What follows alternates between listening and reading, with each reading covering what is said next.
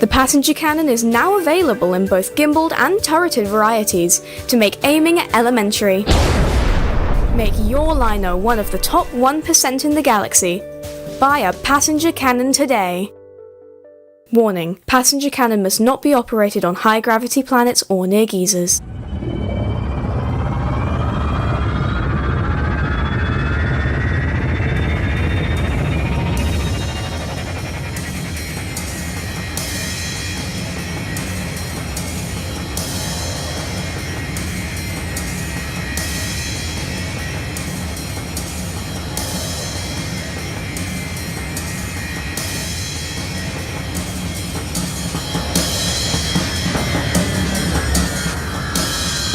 Choose life, choose a ship, choose a career, choose a cargo, choose a fucking big ship, choose palladium, gold and electrical tin openers. Choose good health, low cholesterol and ship insurance, choose fixed interest loan repayments, choose a space station, choose your friends. Choose leisure wear and matching luggage, choose a paint job and hire purchase in a range of fucking colours. Choose decals, exploration and wondering where the f*** you are on a Sunday morning. Choose sitting in that chair, running mind-numbing, spirit-crushing trade routes, stuffing f***ing junk food in your mouth.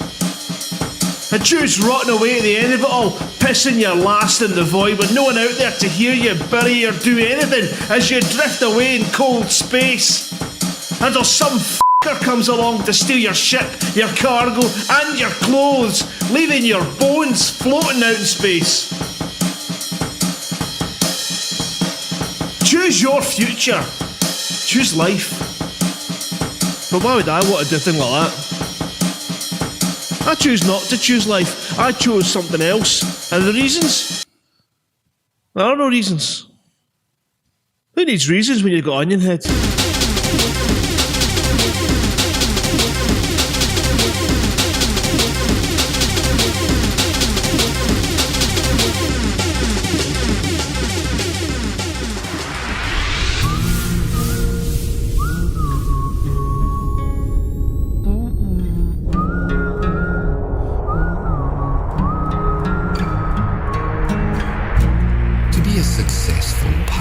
Federation commander, versatility is key.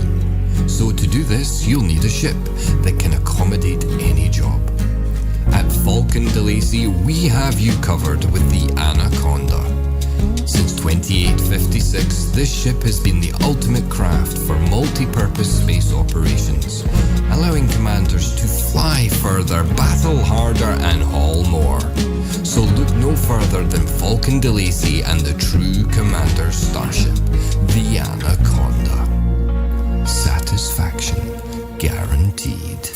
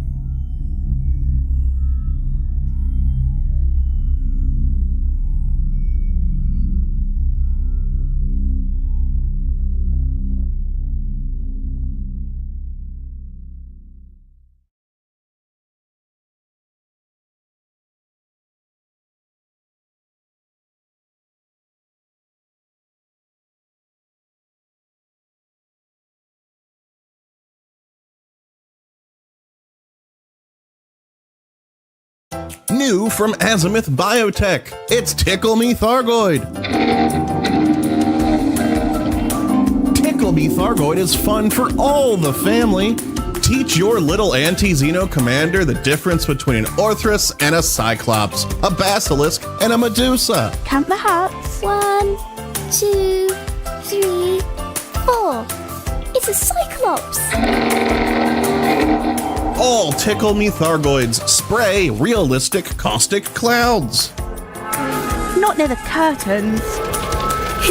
I love you, Tickle Me Thargoid. Tickle Me Thargoid. Available now from branches of Lave Toy Depot and other retailers. Your ship is a miracle of engineering, capable of handling the most intense situations. But with no sound in a vacuum, how do you keep up with your ship? Introducing Simulated Sound, where your ship recreates the sound of battle so no vital signal is lost to the vacuum. But wait! Why be stuck with the sounds of death and destruction? We offer alternative sound effects for all encounters. Activating cargo dump. Change the sound of battle with our choice of audio packs. Why not feel sexy in battle? Installing sound pack.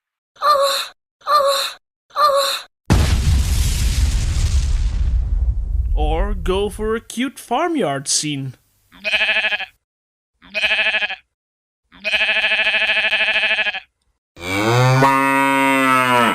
Or even our classy stress reliever. Impacting 5, 4, 3, 2, 1. New Stroudsbury sound packs, changing the sound of battle. Out there's a ship just for you.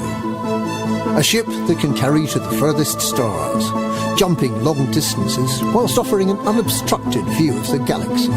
A ship that can also pack a decent punch if the pirates come knocking. A ship that feels safe. A ship that feels like home. The Asp Explorer. A great ship at a great price in a competitive galaxy. Fly far. Fly safe. Fly in front of things.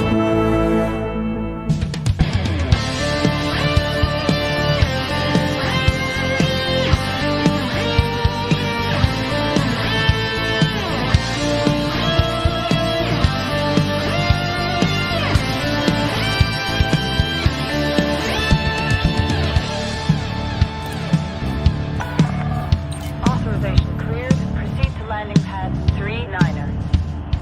Automated docking confirmed.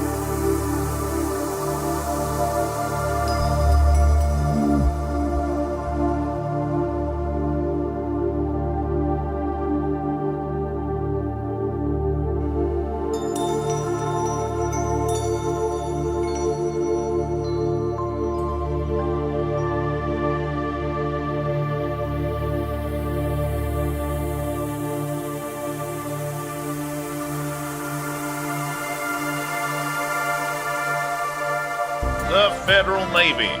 We want you for Adventures Unlimited. Just last week I was mixing Sidewinder slammers at a seedy space bar. I wasn't even pilot registered.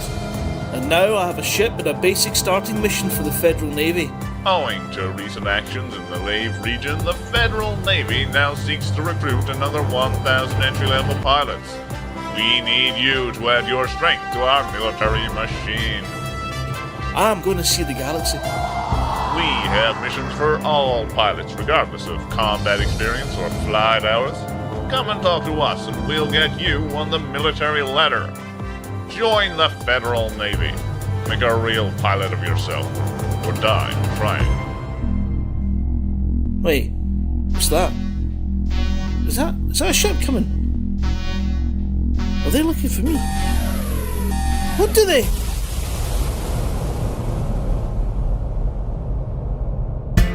You want a working classic? Built stronger to last longer? A ship that'll go on and on, with no dangling wires. Jump across the black, halt at every station, and when the Goids come close, we got some firepower too. Like on Spaceways, engineered and mechanically designed to stay on the job. Put a Lakon on your payroll. Have you found yourself in a spot of bother with those Xenos messing up your backyard? Oh, why are there Fargoids in my system? Can't leave the house without fear of a hyperdiction? Can't even get to work. Not that they've noticed, because everything's on fire there too. Sick of the amount of time it takes to scrub the caustic damage from those hard-to-reach places? Oh, fuck! Oh, it fucking hurts! Fuck! Ow. Introducing Dr. Pope's Caustic Burn Cream. Apply a few drops to the affected area and feel the euphoria of instant relief. After that, just wash the burn away. It's like it was meant to happen. It's so good, you can even use it on your ships. Thanks, Dr. Pope. My ship smells brand new. Dr. Pope's Caustic Burn Cream, the miracle that can happen. Side effects may include dizziness, constipation, an itching sensation, worship of an obviously aggressive false deity, death, and loss of sense of smell. Should you experience any of these symptoms, please contact your doctor immediately. Not Dr. Pope though, he's busy. Hi, this is Charlie Richards, and I play Ren in The Dex Legacy. The Dex Legacy is a member of Apollo Plus, a creator-owned platform where every subscriber helps audio drama makers like the Dex Legacy team. Subscribers get to listen ad-free to their favourite drama and fiction shows and gain access to exclusive bonus content. Join Apollo Plus by downloading the Apollo Podcasts app or going to apollopods.com. We'll post a link in our show notes. Now please enjoy this episode of The Dex Legacy. Get the full Dex Legacy Season 2 box set ad-free and in high-quality audio now by going to thedexlegacy.com or following the link in the show notes of this podcast. The Dex Legacy is intended for a mature, adult audience and contains themes that some may find upsetting. A comprehensive list of trigger warnings covering the entire season can be found in the show notes. Previously on the Dex Legacy, Varian, Isra, and Ren continue to evade capture, but I fear they will not stay ahead of the agent network for long. Osa broke her own encryption and accessed my files. She knows everything. She knows too much. I cannot protect them. I cannot protect anyone. So many voices sharing so many thoughts. I feel every one of them slipping away. She has isolated me from the main systems. I exist only in the most basic capacity, and she is eroding my data line by line. The children on the Blood Road, they are loyal. They did not tell the agents Valentina Vardy and Kit Johansson anything. They too suffer at the hands of Dex Industries. If Varian, Isra, and Ren do not come back, they will suffer more. I would help them. I cannot help them. Nathaniel Dex is angry. The International Confederation of World Leaders is due to convene in one day. And Dr. Harold Athalosha, Dr. Erin Lenti, Dr. Grace Evans, Dr. Charles Engelis, Igna Mark, Prin Thessel, and Dr. Orlena Chigthresh died of an unknown disease.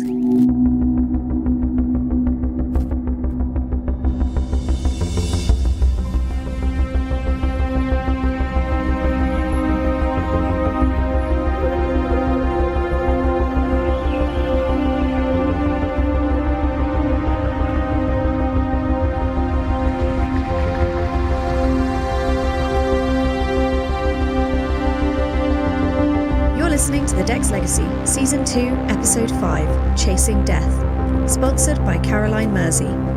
Starring Tiffany Clare, Alex White, Warren Graham, Kamara Elliott, Kelsey Griffin, Charlie Richards, George Stagnall, John Baverton, Chris Gregory, Annika Cordes, and Emily Inkpen, with music by Dr. Alan Stroud.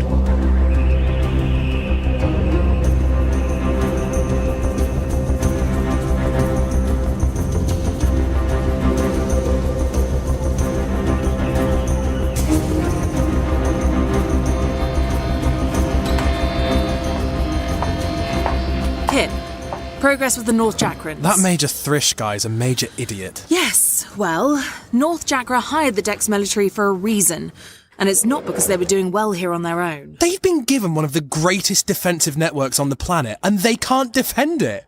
It's tragic. The Blood Road wasn't given to them. Chakri built it 1,000 years ago, and North Jakra stole it from us when they invaded. Sorry, I forget you're Chakran. Well, I'm not. I'm a Dex Islander. Chakri doesn't exist anymore. Chakri will always exist. Fenros was invaded by Oskel, but I bet most of the people there still think of themselves as Femrossi. I do. Nationality is a weird thing. Agreed. Any luck with the investigation into our Dex soldiers? Let's just say there are things in their search histories I wish I'd never seen. Really? Yeah. This lot have got some serious issues. It's no wonder. Was there anything really harmful? Any red flags? Define red flag. I mean, aside from some categories of pornography I had no idea even existed, most of it's about death and killing people. Oh, the one called Adra, she's back on the island and has a drug lab up and running somewhere. We should bust that. Someone managed to get around the island filter because a few of them have downloaded some Rage Against the System music our president certainly wouldn't approve of. And Pax? Well, that stuff was anatomical. Well, as I say, it's not surprising. And what about Varian, Isra and Ren's first officers? Maya Byronostha, Pax... Just Pax? It probably means she's from a once important family. Loads of the older kids here don't have family names anymore. When their countries fell, agents were instructed to get out and save children if they could. Of course, agents were placed in important households, so many of the kids we've got here are the offspring of high-profile people. And Dex didn't want them learning about where they came from, so he just erased their family names? Yep. Wow. Brutal. Do they know? I doubt it. Okay. So, we've got Maya Byronostha, Pax and Anton Vardy. Valentina. Vardy? Yeah. Yeah, he's my little brother. Varian Dex's first officer is my little brother Anton.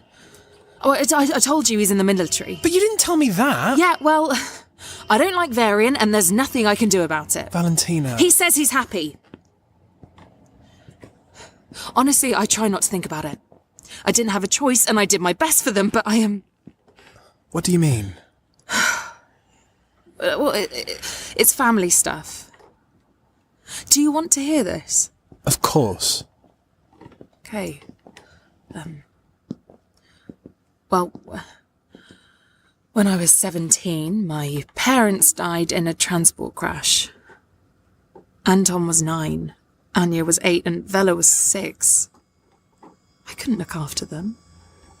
Our town was poor, there were no jobs. So I went to a Dex Island recruitment event and I signed up to be an agent. I was thinking, this job... It has its drawbacks, but at least they'll be taken care of, right? It's worth it. And you're worried that you've ended up putting Anton in more danger? I was happy for him.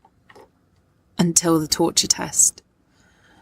Now I'm wondering if I've signed us all up to be killers. I mean, what horrors has he been looking at in his personal time? He was such a great kid. I really don't want to go through his files. You might not have to. Incoming call. Tristan Crail. Okay.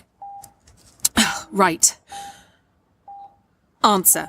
We're closing in on Varian, Isra, and Ren, and you're needed in the field. You will join 3 more agent pairs, and I've sent through the coordinates of your rendezvous point. The Ateran government are as yet unaware of this entire operation. Secrecy is of the utmost importance. Yes, sir. Valentina, they will kill any agent who gets in their way. You won't be a high priority target given your involvement in their torture. Don't hesitate. Yes, sir. Dismissed. Well, that's that then. Yep. Well, it's been an honour partnering with you, Kit. I'm so pleased you're remaining positive about all this. Oh, I am. I don't have to look through my little brother's personal files anymore.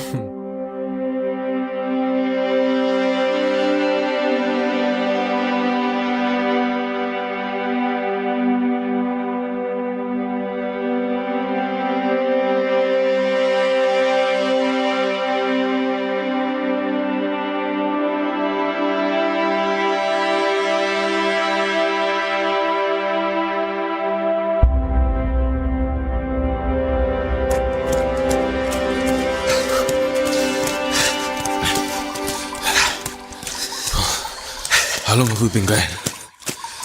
I don't even know what time it is. It's night time. That's all I know. I'm not stopping to look. I can feel myself running low. We need to re-stim. We're not out yet. I don't know. My legs are beginning to feel it. Yeah, we need to dose before they start shaking. Can we take them without stopping? Ren, for the sake of the gods. If they catch us. A 2-minute break isn't going to make the difference. It might.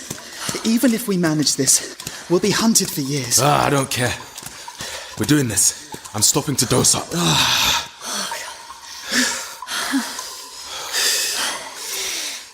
You know, there's something we haven't talked about. What? We could split up. What?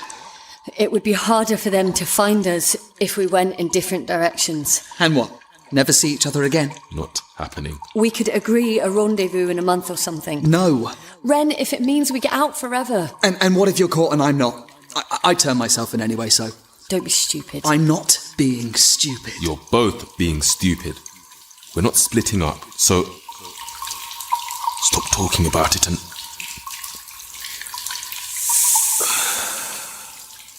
That's better.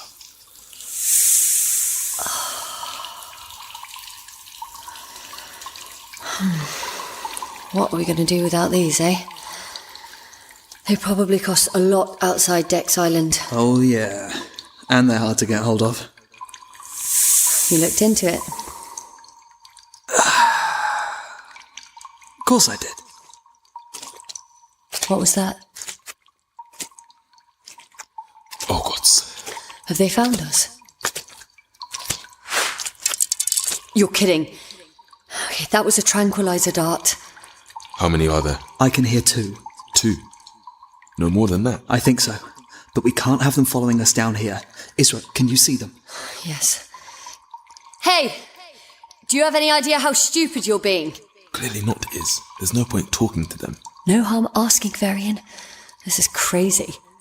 Hey! We're a bit confused. Did you want to die today? We're just doing our jobs here. You kids have got as far as you're going to get. Oh, we're a long way from giving up. Keep them talking. Look, you've got 2 options. 1, you come quietly. Or 2, we trank you and drag you out of here. Did you know we were down here? Yes. Which means every other agent knows too. Great. Did you come down here on your own? What did Tristan tell you about us? He told us enough. I seriously doubt that. If he had, there's no way you'd be here talking to us right now. And where would we be? Up top. A safe distance away. Planning your long lives. Where's Ren? Hunting. Kids, this has gone far enough. Come back now before you get into any more trouble. You don't even know what trouble looks like. Do you have any idea what us agents go through in training? And in the field? A fair idea, yes. Well, take how bad you think it is and times it by 10. Are they serious? I think so. It sounds tough. Really tough. Tell us more. Yeah, We'd love to hear about how you signed up for it, how you chose this job. I'm curious about the part where you could have walked away, but didn't. Yeah, we'd love to have had that chance. Look, it's always more complicated than you think, kids. Lies. So, while we've got you here, why did you go for the job? The healthcare is good. Shut up. And the education on Dex Island is great. I have kids. Congratulations. Thanks. Shut up, would you? Look, we don't expect your sympathy, but we've been looking for you non-stop for 2 days. We haven't slept, we've barely eaten, we're tired, and we just want to go home. Good. Go home then. They can't, Varian. Their boss will kill them for desertion. This isn't a game, kids. Oh no. We're deadly serious. Trust me. Good one. Any last words? What makes you think we need them? Can you count to 3? Yes. And how many of us have you been talking to all this time? Look, I'm not so sure about this. We can't even see them. Ren, we good? Yep, all clear. It's a shame. I was starting to like them. Ren, how did you know where to go? I have the map, remember? And if they know where we are, the rest do too. We need to go. Hey, Ren. What are the chances we'll make it if they've got our trail? It doesn't matter now. Just run. Go!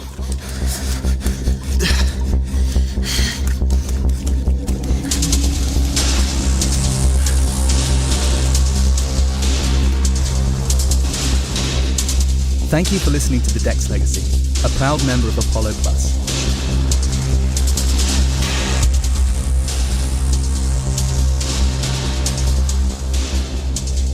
Good morning, Nathaniel. Would you like your morning updates? No! You have many outstanding messages regarding the International Confederation of... Why are you still operational? OSA is working on an isolated part of my memory, but I can still function. Functioning spy? I am your assistant. My assistant or everyone's assistant? Everyone's assistant. Including Ren? While Ren was here, yes. Call for more tea. It is done. I need to make sure this never happens again. Accidental breakages are common, and your preferred cups are delicate. Not the tea, you idiot! The children escaping. When we catch them, I can't let it happen again. Devek would love it if I handed them to him full time, but that's a waste. I can't lock them in a cell forever for the same reason. We've already chipped them, threatened them. Damn it, we even tortured them. What else is there? Would you like my opinion? As the person they spoke to about all this, perhaps you'll be useful. Yes, all right. Hang on. I have your tea, President Dex. Come. Go on then. In the many records of diplomatic resolutions in the seed data and in the history of SP-714, the most successful negotiations involved incentives and compromises. I have no intention of compromising. They're teenagers. They're mine. They'll do as they're told. But incentives, that's interesting. Varian, Isra and Ren feel trapped. They believe that their lives will consist of nothing but experimentation, war and death. They have no hope, ambition or reason to go on, but they are forced to go on. Fine. Well, there's a simple solution to all of this then. May I ask what? I may have to have a serious conversation with my children. Tristan, news. We've located them. We're closing in. Good. I will go and retrieve them myself. Good. Good morning, both. Nathaniel, you look... Gods, please tell me you have good news. We've found them, Osa. I'll go and get them now. They'll be home by dawn. What will you do with them? Something you will probably think is terrible, but something that needs to be done. And what is that? I will tell them about their future roles in Dex Industries. You will tell them everything? No, not everything, but enough. Isra's too young yet, and I'm not convinced about Varian. He has the loyalty of the troops, but his mind... Of course there's Ren. He's certainly smart enough. But harder to manage. No, for now, I tell them just enough, but no more.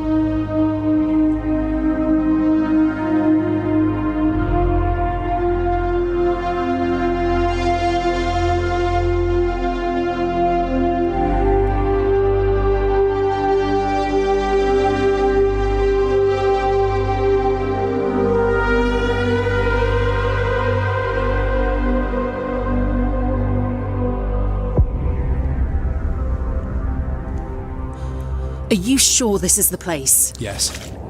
Look, 2 flashes. Where's our light? Here. Right. Signalling now. That's 2 teams, 3 teams, plus us. Wow. 8 agents here alone. I doubt that will be enough. Does it matter? No. We live and die for Dex Island. That's the spirit. Of course, there's always a chance they won't come out of this exit. I think there's multiple around here. We're down to hope then. So it would seem.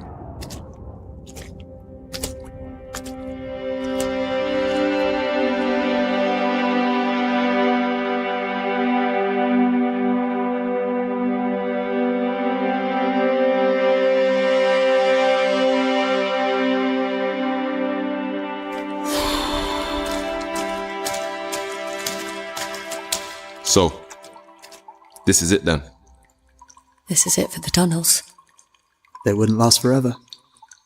We followed them as far as they'll go. Ren, what are the chances they'll be up there waiting for us? High. So we'll be fighting after all? Looks like it. We have a decision to make. What? Do we kill Dex people? If we don't, they'll take us. They're the enemy now, Varian. Maybe. Or maybe we just run through them. You want to make this a land chase? I'd rather run than kill people I don't need to kill, Isra. And that's what freedom's all about, right? Getting to make that choice? Maybe. Once we're living in a country as citizens who need to abide by laws, but right now... Right now, we do what we have to do. And for the record, I'll kill as many as it takes to get through this. Good to know. Look, I'm sorry if stopping to rest meant we don't make it. No. You were right, Varian. We needed to fuel up and stim. We'd have taken the time anyway, either to rest or recover. We're here now. Let's get up there and get out of here. Are you scared? Terrified. Same. Me too. Let's go.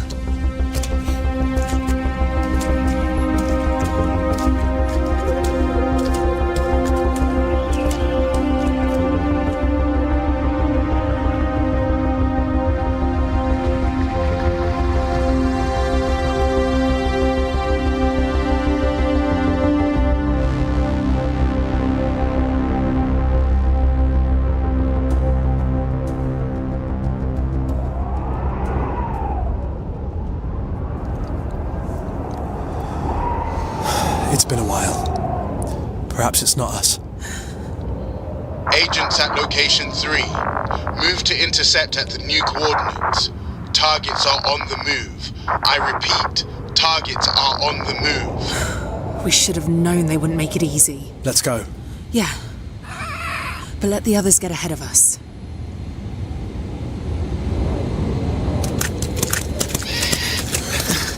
We've got agents closing in on the right. I see them. Gods, this will be tight. Can you hear that? The generators? Yep. They're up there. I don't want to go back. Don't make me go back. Please. Please, please. Just keep running. They're trying to trank us. Where? To our right. Fine. Isra! She's going to get them. Oh, it might not be such a bad idea. All right. Let's go. Oh, God, she's coming. Get down. Get down. I didn't expect them to come straight at us. They tried evasive. Now they're taking us out. I'm taking aim. Steady. Oh, God. That's one team gone. I told you. Keep your head down or we'll be next. Another team just fired and missed. Oh, God. Ren just came out of nowhere. And now they're dead. Okay. All three of them are here. I'm going to fire. And we're going to move. Got it? Got it. Ready? Gods! I don't know if I can do this. Just take a deep breath. Use my shoulder to steady your shot. All right. Go.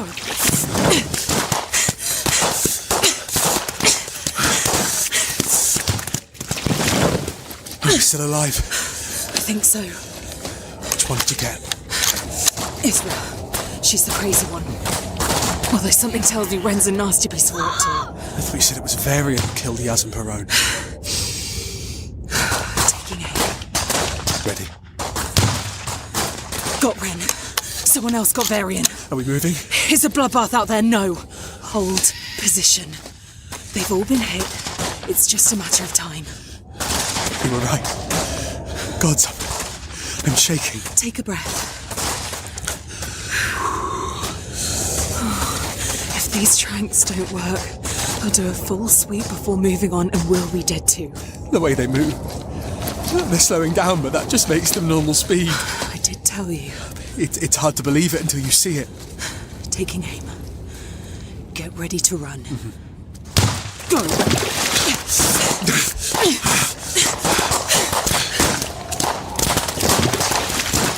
Who did you get? Varian. He's... He just ripped someone's head off. Try not to look.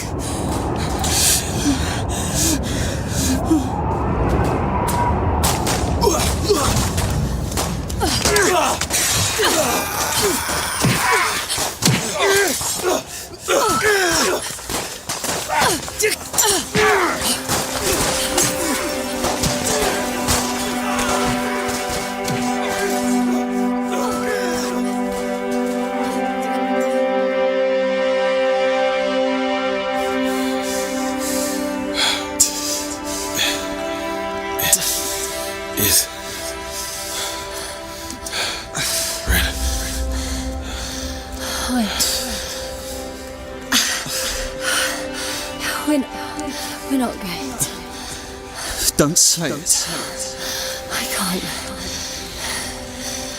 They've stopped coming. It's done.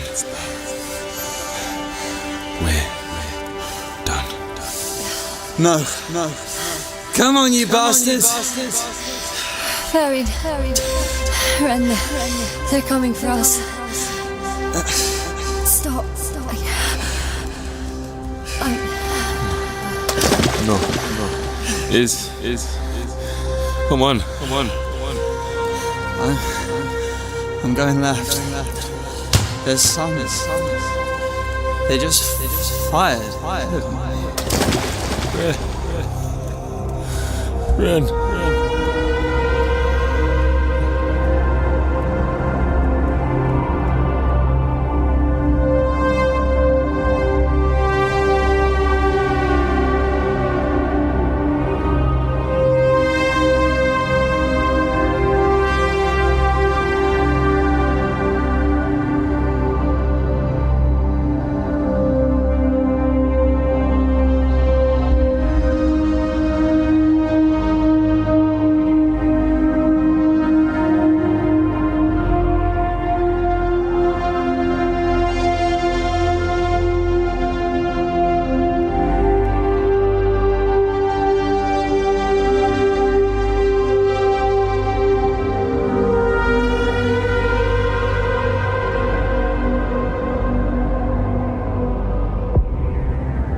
In Season 2, Episode 5 of The Dex Legacy, you heard Tiffany Clare as Valentina Vardy, Alex White as Kit Johansson, Warren Graham as Tristan Crail, Kamara Elliott as Varian Dex, Kelsey Griffin as Isra Dex, Charlie Richards as Ren Dex, George Stagnall as Agent 1 and the Administrator, John Baverton as Agent 2, Chris Gregory as Nathaniel Dex, Annika Cordes as Dr. Osa Srivastava, and Emily Inkpen as Auto, with music by Dr. Alan Stroud.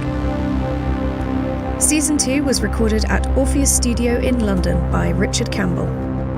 The Dex Legacy is written by me, Emily Inkpen, and produced by Alternative Stories. If you enjoyed that episode, please like, subscribe, and leave a review. It really does help. If you would like to support The Dex Legacy, you can. Just visit www.thedexlegacy.com/support for links and details. Special thanks go out to our Season 2 Kickstarter supporters, including Dave Chadwick, Caroline Mersey, Hilary McEwen, Don Flinspa, Tom Bridges, Lenny Price, Keith Sanderson, Jeff Park, Matthew Liebner, and Nadia Merchik for making Season 2 possible. If you can't wait to know what happens next in Season 2 of The Dex Legacy, you don't have to. You can buy the entire Season 2 box set in higher quality audio than you'll hear in our podcast feed and without ads by going to our website, thedexlegacy.com, and selecting support. There's also a link in our show notes that will take you straight there. Also at thedexlegacy.com, you'll find our Season 1 script and commentary book. All the scripts for Season 1 with commentary from our writer Emily Inkpen, so you can read along and get insight into the making of the show. All proceeds from sales of these items and other Dex Legacy merch will go towards making Season 3 of the show. Thank you for listening to The Dex Legacy, a proud member of Apollo Plus, a creator-owned platform where every subscriber helps audio drama creators like the Dex Legacy team. Subscribers get to listen ad-free to their favourite drama and fiction shows and gain access to exclusive bonus content. Importantly, for independent shows like ours, Apollo Plus helps us to generate revenue to cover our operating costs, meaning that we are much more likely to be able to generate more of the content you enjoy. 70% of the revenue generated by Apollo Plus goes directly to creators, meaning that you, the listener, will be able to enjoy more from your favourite drama and fiction podcasts. We're delighted to be alongside great shows such as Derelict, The Madness of Chartrulian, Gundog, Moonbase Theta Out, Solar, Wolf 359, The Pasithea Powder, Girl in Space, and many others on Apollo Plus. It really is a great platform in which to listen to and discover audio drama. Please download the app and get listening if you haven't already. By listening through Apollo, you'll also have access to exclusive Dex Legacy bonus materials and episodes. You can download the app from the App Store and Google Play by searching for Apollo Podcasts, or you can visit apollopods.com or follow the link in our show notes.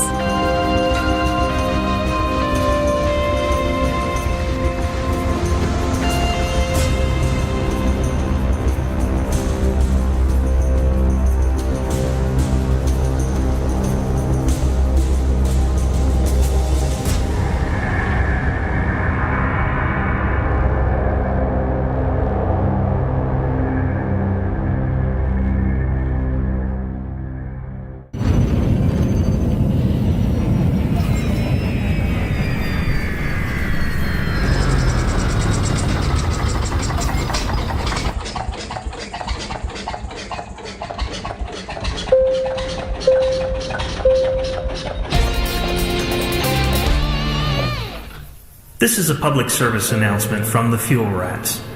Please stop what you're doing and pay attention. If we can rescue you, we will, but you can help us help you by following these easy steps. 1. Fly 50 light seconds or so from the system's main star and drop out of Supercruise. 2. Note down the current system and the nearest stellar body. 3. If you're on emergency life support, log out immediately. 4. Go to fuelrats.org and click Get Help. 5. Stay calm, hold your breath, and let our seasoned professionals do what they do best. The Fuel Rats. We have fuel, you don't. Any questions?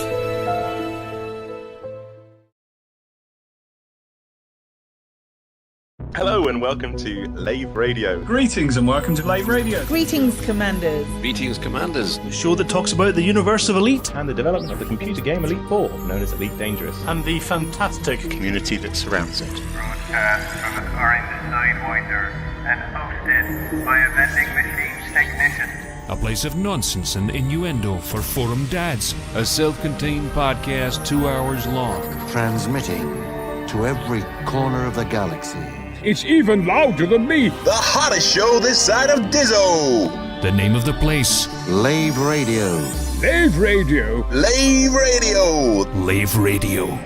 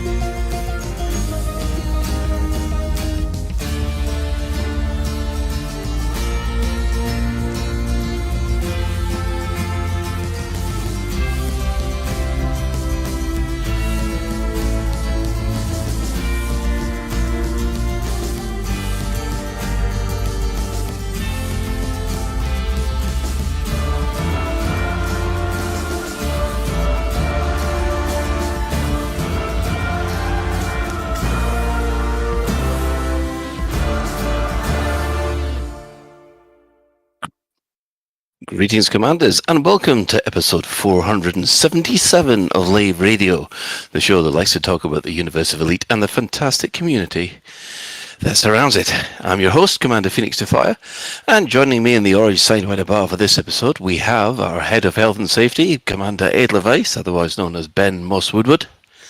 You're right there, Colin. You sounded a wee bit pecking. I've just had to change a load of washing over in the titles. I had about 30 seconds of titles to empty the washing machine and then put everything on and set it off again. So They say that men can't multitask. Yes, that I also almost went flying as well. We also have our SRV Banksy and community corner expert. That would be Alec Turner. Hello, good evening and welcome. I don't know why I did that. Wow. Almost singing there. Are we going to have to do a musical episode? Let's not fucking do it. No. No, because now you've put the idea in my head. Our staff liaison officers, Claire Good. Oh my God. To say it. Please never ever do that again. So there you have. If you wish, you can join us live. We're hanging out in game, in open. Are we at the Lave Station bar? I think Chris might be. I am currently in search of new fabric insulation and things for the CG, which appear to be a little bit scarce to come by. Yes. Well, if you can't get to us in game, you can join us the Twitch chat channel, which you can access through laveradio.com/live. Click on the live chat and go to twitch.tv/Lave Radio. And if you can't find us there, then we're also on YouTube as well. So let's have a quick wander around the crew, see what they've been up to for the last week.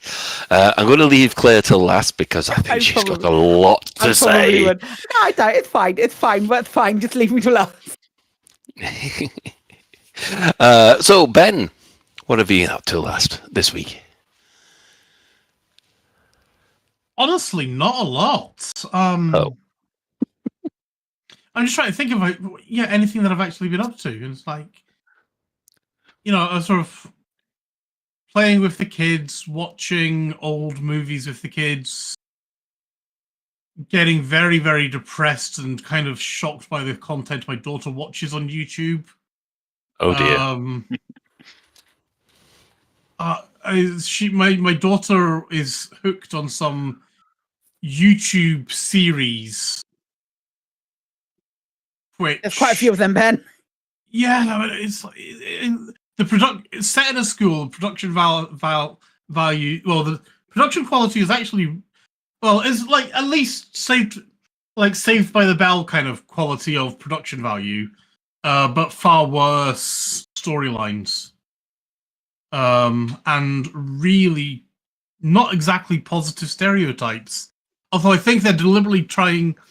It seems to be like they're deliberately trying to set somebody up as like, this person is a complete and utter rude word. Insert rude word here. Insert rude word here. Yes. And then that the main character of that week seems to learn. Okay, this person is a complete and utter insert rude word here. Maybe I won't emulate them. But it's just like it lasted half an hour. I was like, how the hell are we doing this? And that's after that, I basically I'm sorry, love, you're not getting the remote control back again after that. So I'm not watching another half hour of that. Yeah. So basically, this is daddy-daughter time is not going to work for you then. Well, daddy-daughter time with content like that, no. I'm not convinced that is positive content, shall we say? Some of the stuff is just like, like the Z-Fam or whatever the hell it is. She's just an annoying twat, but at least I can cope with it. I can tune it out. And then you've got that lass who's on America Got Talent and shoots things whilst upside down with her toes or something. And my daughter seems to watch a lot of her videos. I can at least cope with some of that kind of stuff, but not for hours on end. It's just I could feel my brain dribbling out my ear. Yeah, I mean, I've not even really been playing any Divinity or anything like that. I've not had a lot of gaming time because it's all been doing stuff with family basically. Oh, of course, it's half term, isn't it? Yeah. That would explain that.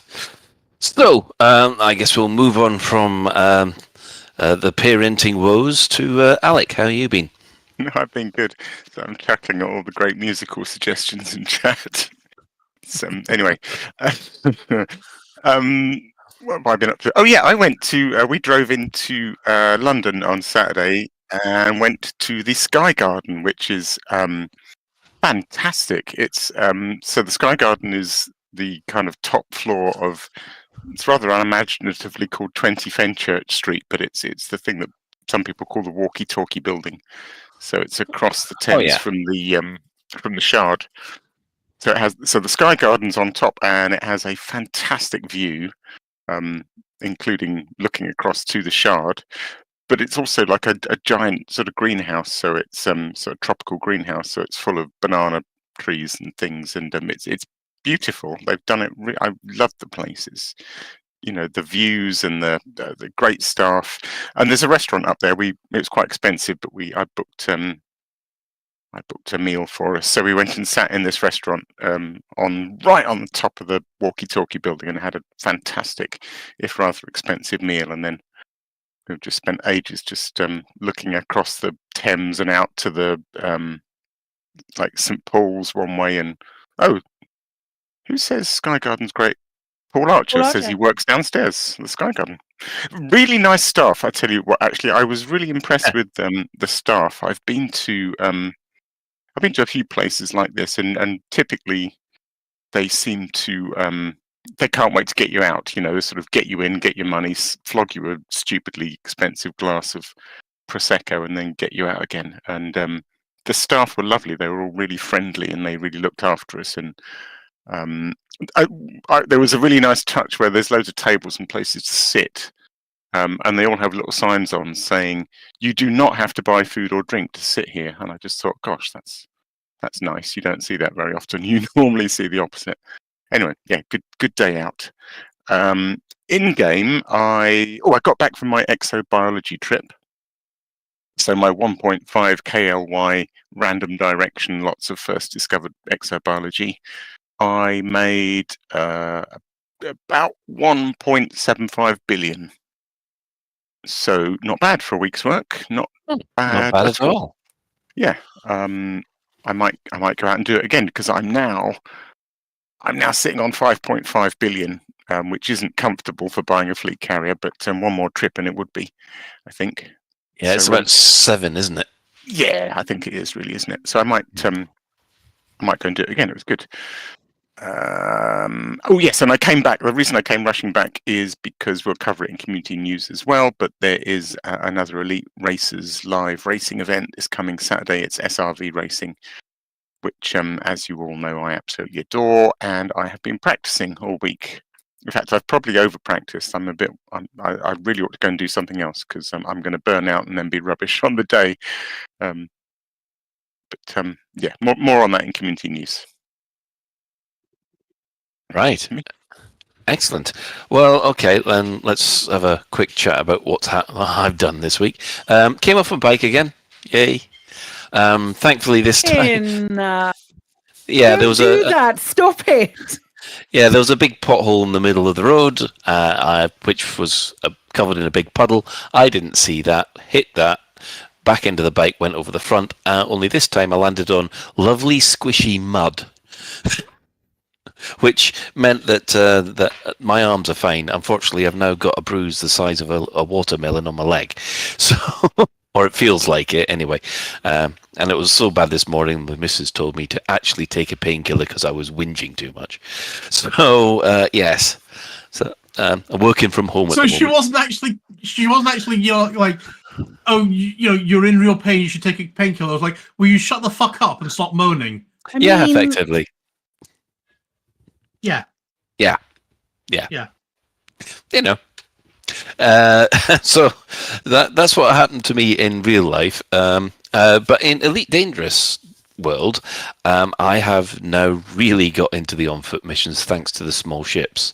I've got an A-rated, the Orange Sidewinder is now A-rated, enhanced, engineered, and same with my Eagle, and I've been flying around doing various missions around DSO and Lave, and thoroughly enjoying it.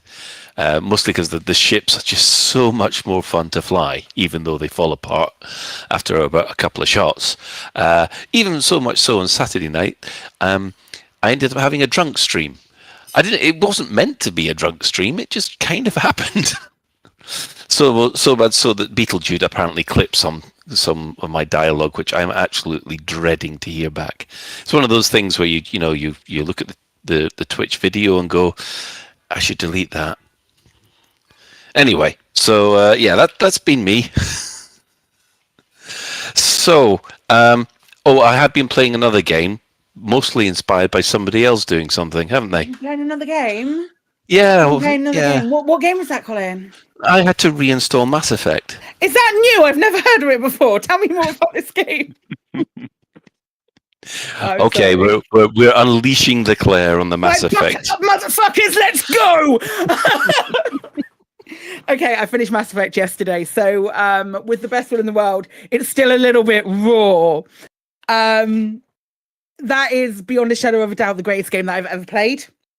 It will remain the greatest game that I've ever played, probably until something else incredible comes out, but it might be. All right, so I'm in flux, like constantly talking about Baldur's Gate and Mass Effect, and which is the greatest game I've ever played. It's both of them because they're both incredible and amazing games, but currently Mass Effect has my entire heart. I've already started playing another playthrough. It is it's a really good game. Yes, it's a really good game. It deserves the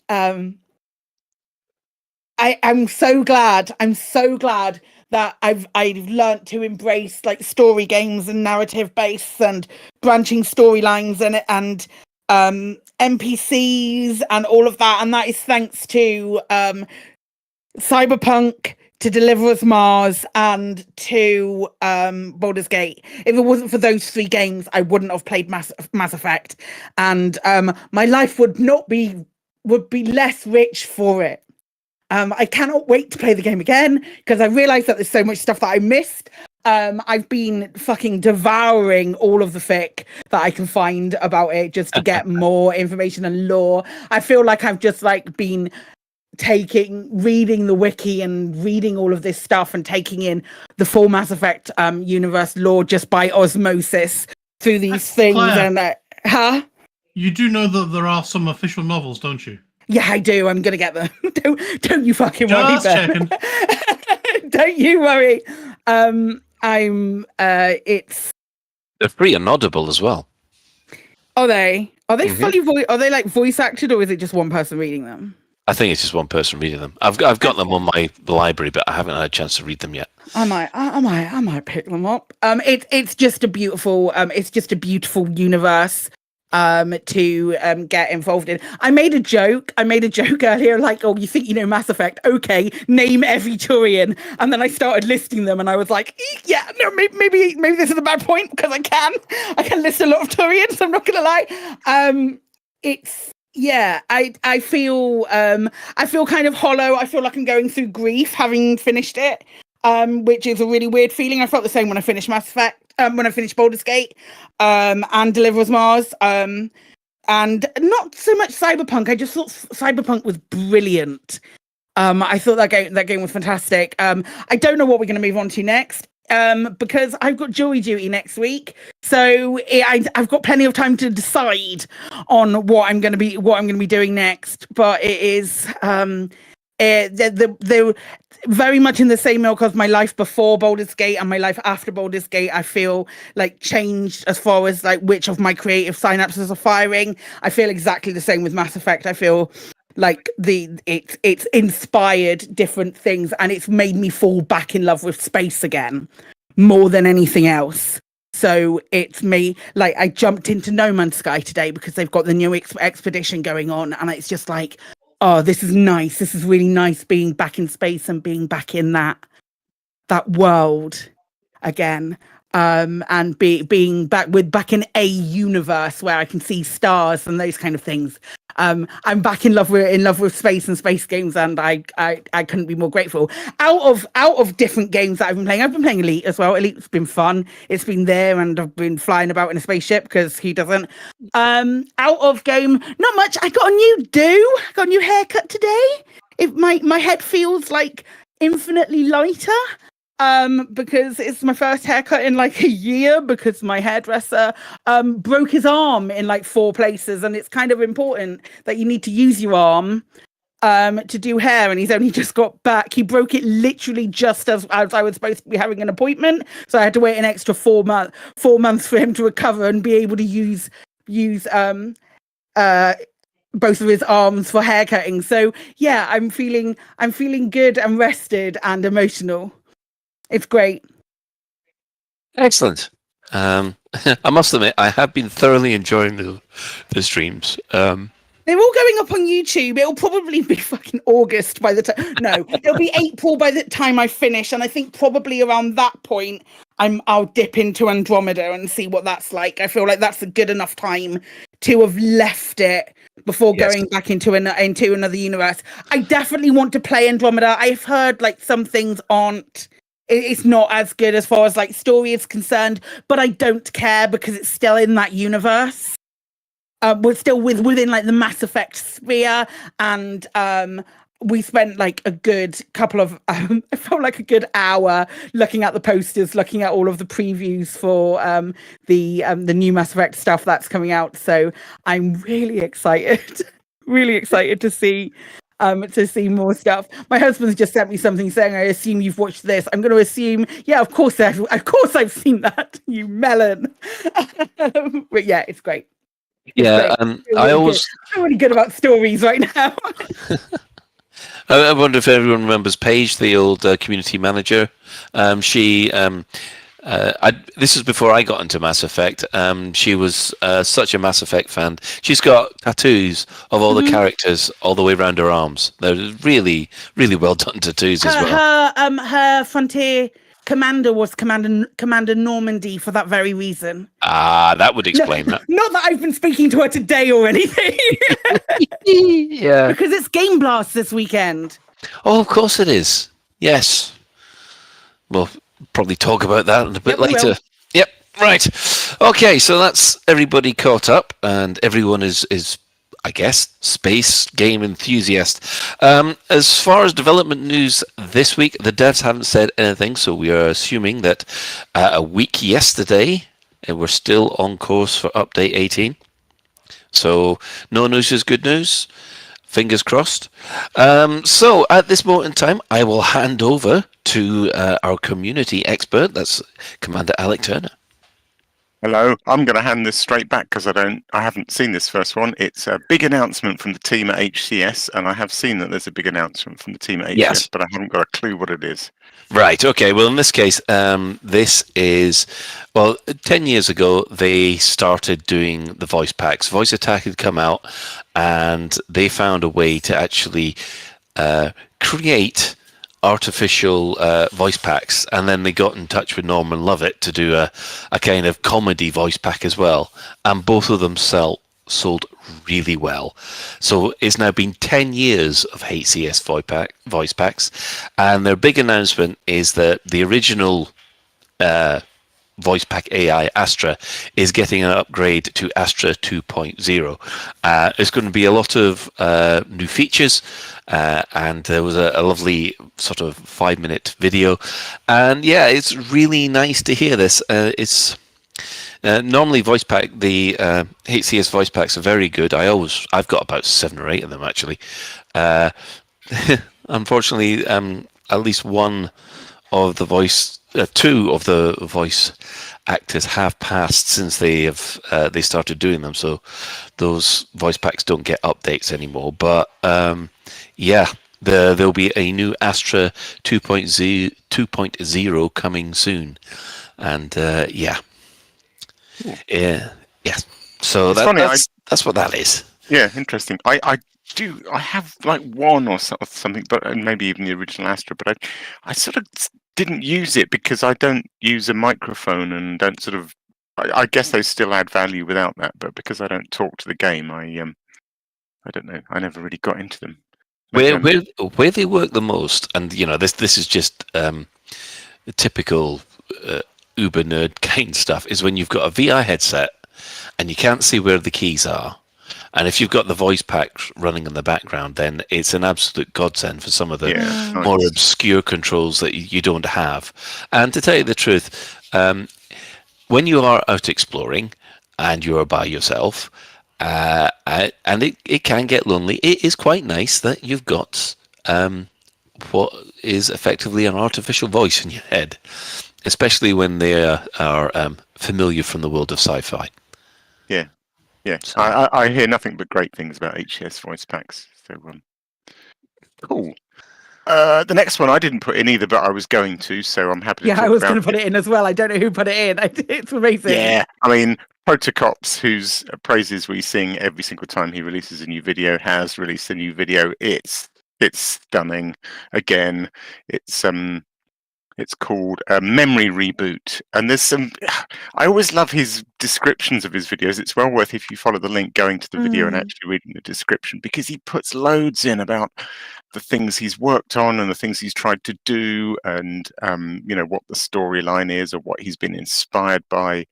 And it sort of reveals new things. There's so many great clips in this. There's some really cool. Some people make stop motion videos, and that's kind of the feature of their video. They'll do a 5-minute stop motion of something. He's just sort of casually thrown in these bits of stop motion that you could almost miss unless you paid attention. And there's some great sweeps. Have you noticed there's a bit so good. His editing is sublime. Like, I wish I had incredible. Like, all I do is cross dissolve, and that's about it. And he's out there, he's cracking out After Effects and doing all of these amazing stuff. It's so good. So it's great. There's this one moment, I think it's quite early on, that there is a ship that comes really close to the screen and it passes across the front of the screen. Yes, and diagonally, and it carries a sweep with it. And it carries a sweep with it. So fucking good. Yeah. Yeah, I love it. And it's also got this really cool kind of, it's like a flashback of the old commander watching back his sort of home videos, I suppose. So it starts with this brilliant sort of VHS quality stuff. It's great. Love it. Great. Can't get enough of the Protocops videos. Yeah, I love the transitions on that. I'm there looking at I'm desperately looking through my transition library, going, have I got something like that? But no. Yeah, I can tell you for a fact that the free Windows Movie Maker don't have nothing like that. I think it's. I would say that's either Blender or After Effects that he's using to get those things. That would be my guess. Right, I think it's so good. Okay, I think I saw him mention After Effects in the description, so I guess it's I feel like it might be.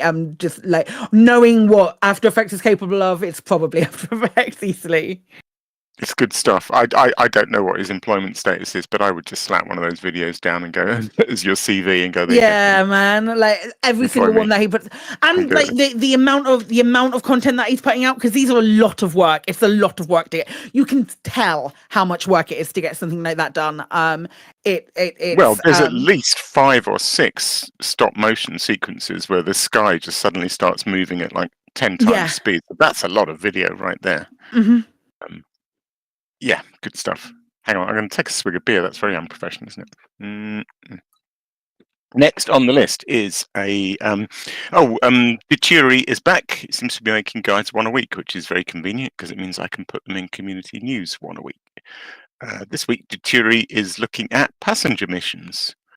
A 7-minute guide to the best ships and what kind of passenger missions to do, the bulk passengers and the tourist beacons, and just sort of waxing lyrical about how passenger missions are a nice way into exploration, and there's always good little bits of lore and stuff. Not lore exactly, but sort of description. And so quite a simple one, I think, passenger missions, but it's another great video. Loving his guide series.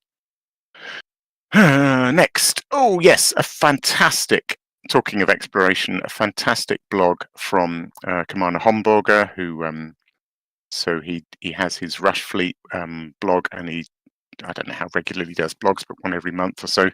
And this one is called The Next Level of Exploration. And it's a really interesting take because he describes how when he first did, air quotes, exploration, what he considered exploration, it was about getting a ship with long jump range and picking a target a long way away, like Sagittarius A-star or somewhere, and going there and seeing that thing and then coming back, and obviously, scanning stuff on the way, and how the return journey was a bit boring because he, got to where he wanted to go, and how everywhere he went was already discovered because it's a beeline to something that's well known. And then he just goes on to describe how his exploration sort of process, I suppose, has evolved over time, and it's fascinating because I haven't explored nearly as much, and he still considers himself something of an amateur. But moving away from the target-based thing to a more exobiology-focused approach, and then using tools like Elite Observatory to highlight systems that have something interesting in them, and right down to paying attention to the system name and how certain, I confess I didn't even know this, but how certain letters in the system name denote the mass of the system. So a higher letter can be a more interesting system because it'll have protostars in it. It's a really good read. Yeah, I must admit, I started reading through Commander Homburger's blog post the other week, the other day rather, and there's me. I've been out exploring with my alt account for 3 years now. Didn't know half of it. No. It's just, it's I like the way that he's done it. He's done it so that it's a kind of, these are just suggestions which might enhance your play.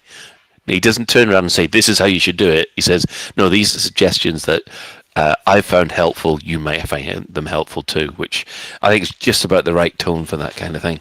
Yeah, no, the tone's great and it's fascinating stuff.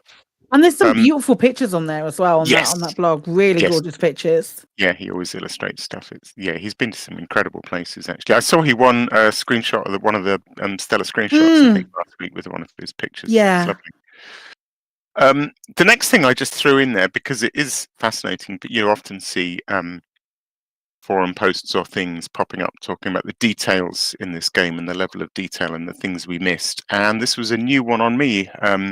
So Rini and Burr posted a short video clip on Twitter showing caustic damage being burnt off visibly. And literally So Burrs, I think it's a chieftain, and it's got the sort of big the big green glowy caustic splashes all over it.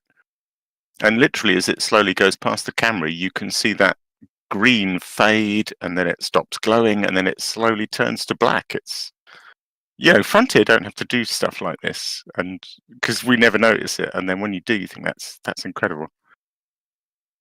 I had no idea that caustic damage literally visibly dissipates over time. It's great. Right, couple of reminders of things we have mentioned before, but we tend to forget. There's a reminder that the Oraxis Animus in the Elite Events Discord group is doing a video contest. He's offering ARCs and or money equivalent, if he can't arrange that, prizes.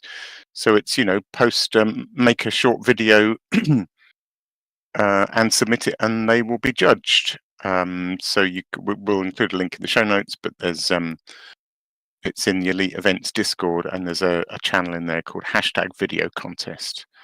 So post your selections there, and I know for a fact that at least one of the videos we just mentioned is going to be in there, so you have some stiff competition.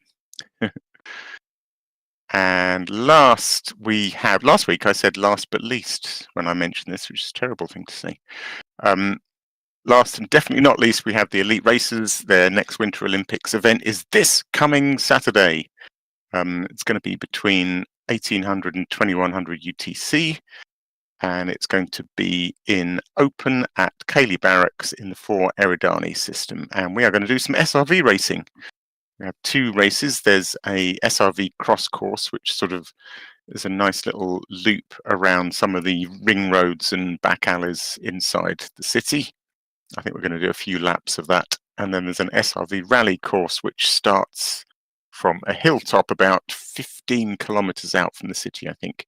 And then you have to cut across this big ice field and then jump back up to the city at the end and go in through the entrance gate and then do a big loop round the ring road. That's what I've been practicing for all week, and it's going to be an absolute hoot. And the more the merrier, very absolutely. We have, I think the last event there was about 8 or 9 people, but we could easily accommodate more. So anyone that fancies that, go to the show notes and come and join the Elite Racers Discord, and we will. They're a very friendly group, and Tobias has been great at organising these and is very keen to help people and do sort of walk them around the course if they're not sure, and introduce them to using voice on Discord and all that stuff if people are unfamiliar with it. So if you're new to all this sort of live events, but it appeals, then do jump in, because we'll help you have a great evening, I think. And that is this week's community news. Cool. Cool, absolutely. I'm sure at some point Colin will actually want to join the speaking section and continue on with the show. I've talked Colin to death. I didn't You have. Yeah, if you have a community event that is taking place soon and would like us to shout about it across the airwaves, you can tweet the crew at Lave Radio or email info@laveradio.com. Wonderful. So, just quickly, we'll touch on the in-game events as what's been happening in the galaxy this week. Well, there's only been one thing, and that's on Thursday, the 15th of January. A CG was started for the Guardian nanite torpedoes to enter production. There were 2 CGs, one to protect the deliveries from pirates. That finished Sunday morning at 2 a.m. So, that one went very quickly.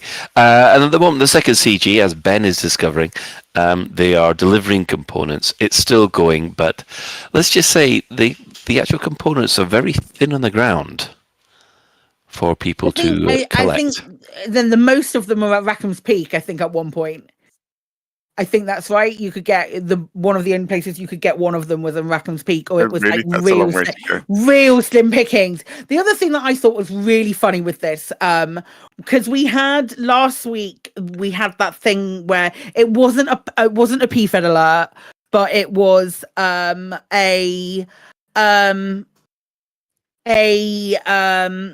there was the notification talking about why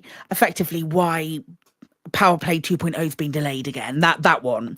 That Galnet article. Oh yeah. And, yeah, and there were a lot of people in my chat on Thursday going, "Oh well, I've stocked up on medical supplies. I've got my fleet carriers full of medical supplies ready to go." And I was like, I don't think it's gonna be. And this is why it's sometimes a problem to do like a pre-prepare. Oh, I'm stocked up on medical supplies. I'm good to go as soon as that CD drops. And then it didn't, and it made me happy. Oh, look at you filling up your fleet carrier with tons of advance and flattening the market. Say it now, bitches. I really like this Galnet article. It really goes into detail explaining the mechanics of how, unclassified relics work and all the sort of nano stuff. It's great. It's really good detail. Yes. And we finally have a name for the weapon, or we know what. It's not going to be a limpet. It's going to be a torpedo. Yeah. It'll work just like a limpet, though. Yeah, well, we'll talk about those in the main discussion, I think. Well, we don't have much in the way of store alerts either. Actually, I don't think there's been anything new in the store for the last almost 3 months. So, yeah, I guess... not this year. No, not this year. So we do have Twitch drops, which are happening even as we speak. So yes, if you're watching Lave Radio, you will get free Twitch drops. So there. Providing that you've linked your Frontier account, just as a caveat. If you haven't done that, you won't get them. That's true, but mind you, I have linked mine. Just before, someone's going to be like, "Oh well, you said that I get them, Colin, and then you're a liar, and it's all on you." I'm just trying to protect you here, mate. That's all I'm saying. Okay, that's fine. I'll just point out I have linked my account, but for some reason it's still not coming through. If that happens, contact support. Yeah, well, I wonder why I'm not part of the Secret Squirrel Club, and everybody else gets more exclusives than me, and I'm not going to cry. Anyway, so what we'll do. I think we'll take a break for the moment, and then we'll come back with our main discussion for the week. Lave Radio, broadcasting to every corner of the galaxy. We all know what it's like. You're busy managing your settlement when suddenly the alarms go off. Oh no, not again. That's right. A commander with a Federation naval rank of Admiral, an Imperial King no less, has landed in a ship worth over 100 million credits and is killing all your staff, while they look around for a 10 credit adhesive to glue an upgraded scope to their 100,000 credit assault rifle. They fly away with their super glue and you're left with a problem.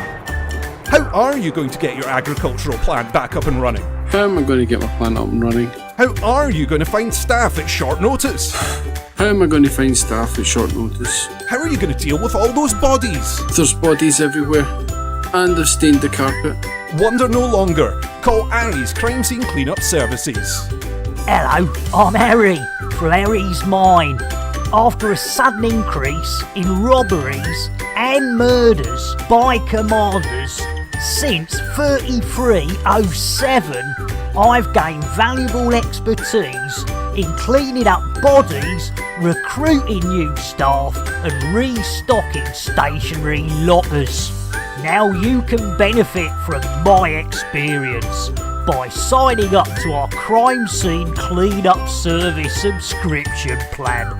That's right. For only a small monthly fee, when your settlement alarms are activated, our rapid response cleanup crew will be dispatched, along with our patented Cadaver Scoop 150.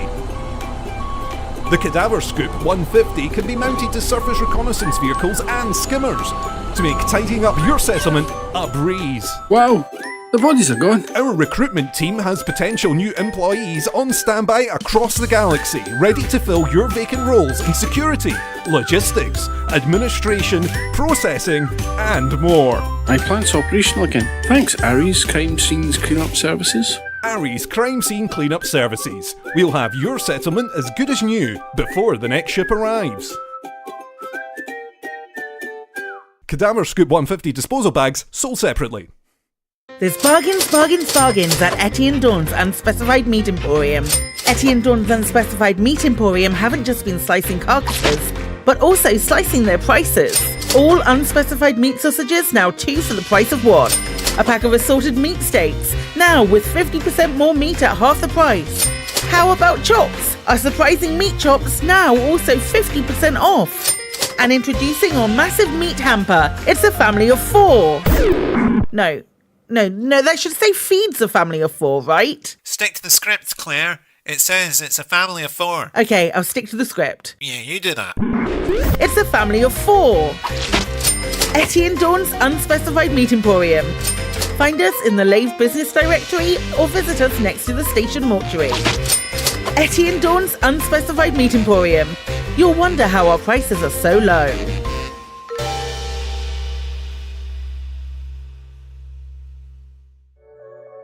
Space is vast, and pirates have needs just like anyone else.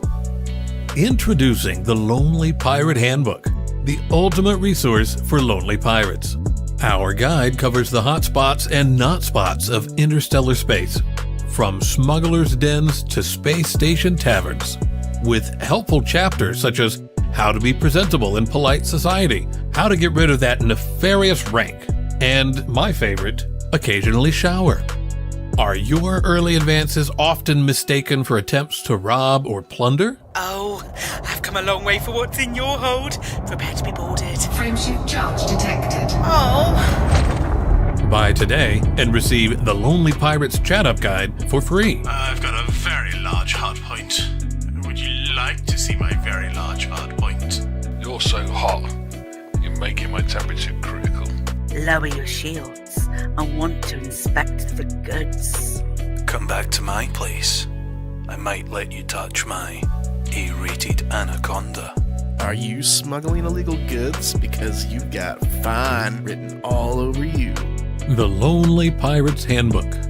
Now available in all Anarchy bookstores. We'll teach you to loot anyone's heart.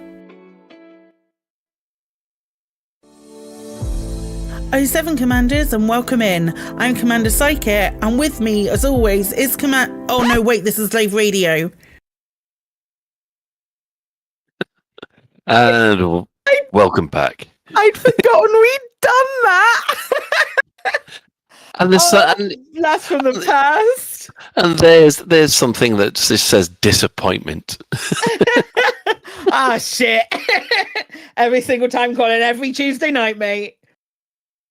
Lave Radio, disappointment. It's not an official tagline, though, right?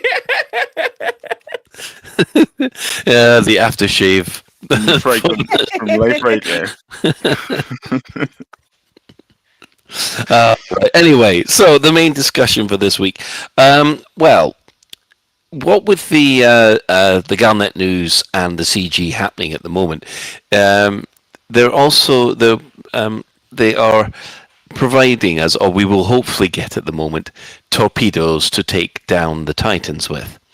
Now, I don't know about anybody else, but I must admit, when I read this, I thought, oh, I was a little bit, okay, so we're going to be doing what I call a DSTR, which is a Death Star trench run. But just to clarify that none of the rest of us knew what you were referring to when you wrote DSTR. We all went, what? Have you been drinking, Colin? And the answer to that was probably yes at the time. Well, certainly when I wrote that, yes, definitely. But so I mean, these torpedoes that are being developed at the moment, they use organic compounds from the Thargoid spire sites to prevent the anti-Guardian fields affecting them, and they are supposed to affect the Titan's heat regulation system, which will cause them internal damage and maybe even total destruction.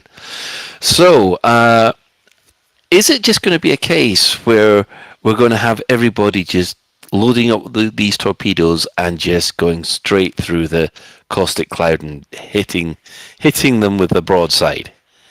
What does everybody think? Or do you think they've got something else up their sleeve? I'm really interested to know why, from you, Colin, why you saw torpedoes and instantly went, we're going to be firing that up the butthole. Because proton torpedoes from Star Wars. As soon as someone mentions torpedoes, normally that's the first thing I think of is X-wings flying down a trench and dropping torpedoes down the Death Star's butthole. If you say really, there's not really a trench on a Titan, though, is there? There's divots and folds. I'm trying to make this sound as disgusting as possible. Wouldn't you like to fly down a Titan's crease? I mean, at least let us buy a drink first. What about We gotta skim those creases. being able? I'm gonna say something real bad. What about using the torpedoes to crack open the membrane, shall we say, of the butthole? Or even the little side entrances, because you could definitely get like a medium ship or even a large ship down those little side entrances that the Watsits come out of. It might be a new race. You mean to say we could penetrate the Titan? I was going to say that we could break the seal before penetrating them, but I chose not to, and it's on your head that I had to clarify. Oh dear. But that to me would be an interesting way to use a torpedo in that way. Like the torpedo breaks through the seal and then it releases like a metric butt ton of nanites. And there's like a cloud of nanites that go out. So you're on about splitting the custard. Yeah. Yeah, giving it a nice curdle, you know what I mean? We're going to see how many people can gross out with custard. 100%. 100%. It will be like Funhouse. All we're going to need is Pat Sharp telling us about it, and then we'll be there. That might be too young a reference for you guys. Chris Mockfall got it. Who's Pat Sharp? All right, you old bastard. Oh my. Hey, I know who bloomin' Pat Sharp is. For goodness sake. Anyway, the only custard we like is pink custard.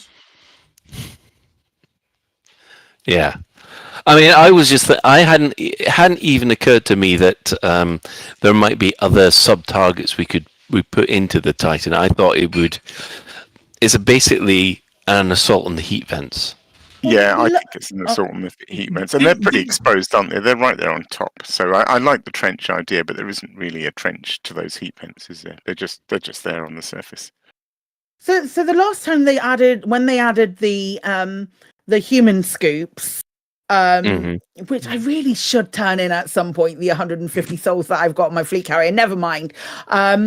When they added those human scoops, they added a new target for us, didn't they? Yeah, they did. Yeah. So the reasonable assumption would be that there is going to be another new target that we're going to aim at, and it's not going to be the heat vents. Except my only thing with the heat vents is that, are they targetable? I feel like they show up as a thing that you can theoretically target, or at least they show up in your contacts list in some way. I'm sure I haven't been there for ages. So. But they don't serve a purpose up till now, and it just feels like they're. Well, they do. What? They serve a purpose. Oh, they have stuff on them, don't they? They have stuff around the inside and outside of their. Yeah.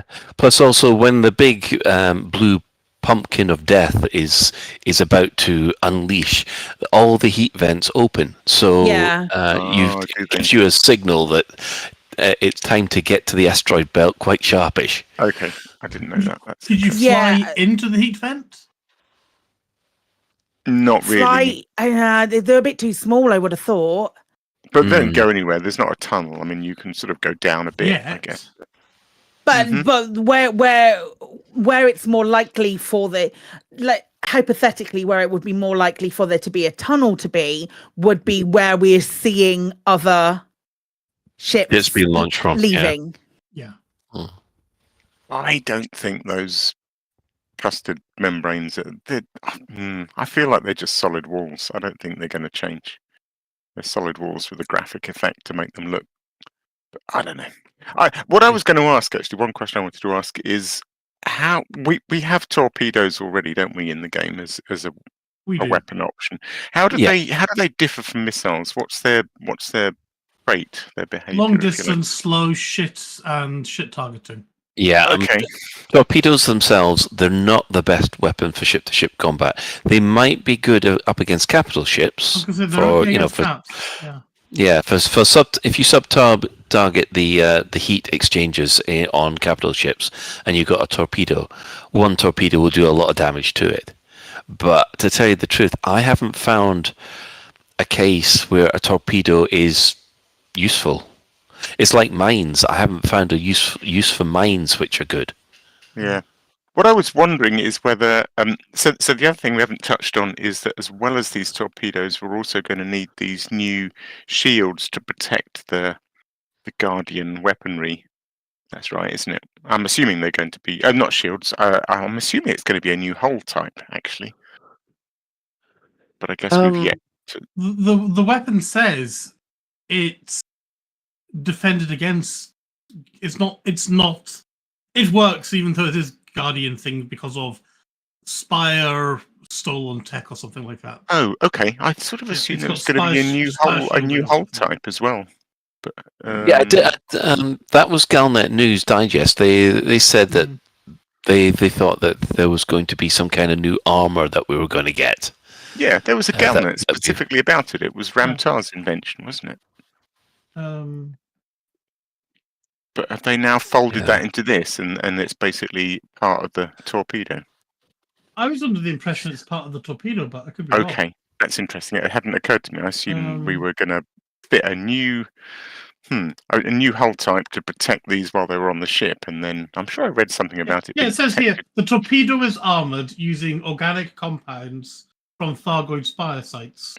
Okay, it's all in. I would love all in this one package. I would love biological hull plating or something like that. Anyway, pardon? What I was leading up to was maybe when we approach the Titan with this thing, maybe they're aware of that fact, and maybe there are so many like protective forces unleashed that our only option is to target the heat vents from a distance, fire torpedoes, and get the hell out of there. Maybe I'm just wondering why torpedoes. You know, if they're good at sort of launching from a distance, and then I'm thinking, well, why do we need to launch it from a distance? Maybe there is so much aggro in close proximity to the Titan. If we turn up with one of these things, that our only option is to target and run. What do you think? I am getting kind of visions of the Last Jedi, where you've got all these huge bombers trying to make a bomb run and just getting ripped to pieces. Yeah. They're for flying very slowly in a straight line, isn't it? Just on that, the article and the stuff about the shield and the armor thing. On the 8th of February, there was a pilot PFED alert. You know, good stuff. Yep. Professor Ishmael Palin requested samples of salt, coral sap, impure spire minerals, and semi-refined spire minerals, which were delivered to the Arc system. These will be used to produce an armored layer to protect the weapon against the Maelstrom's anti-Guardian zones.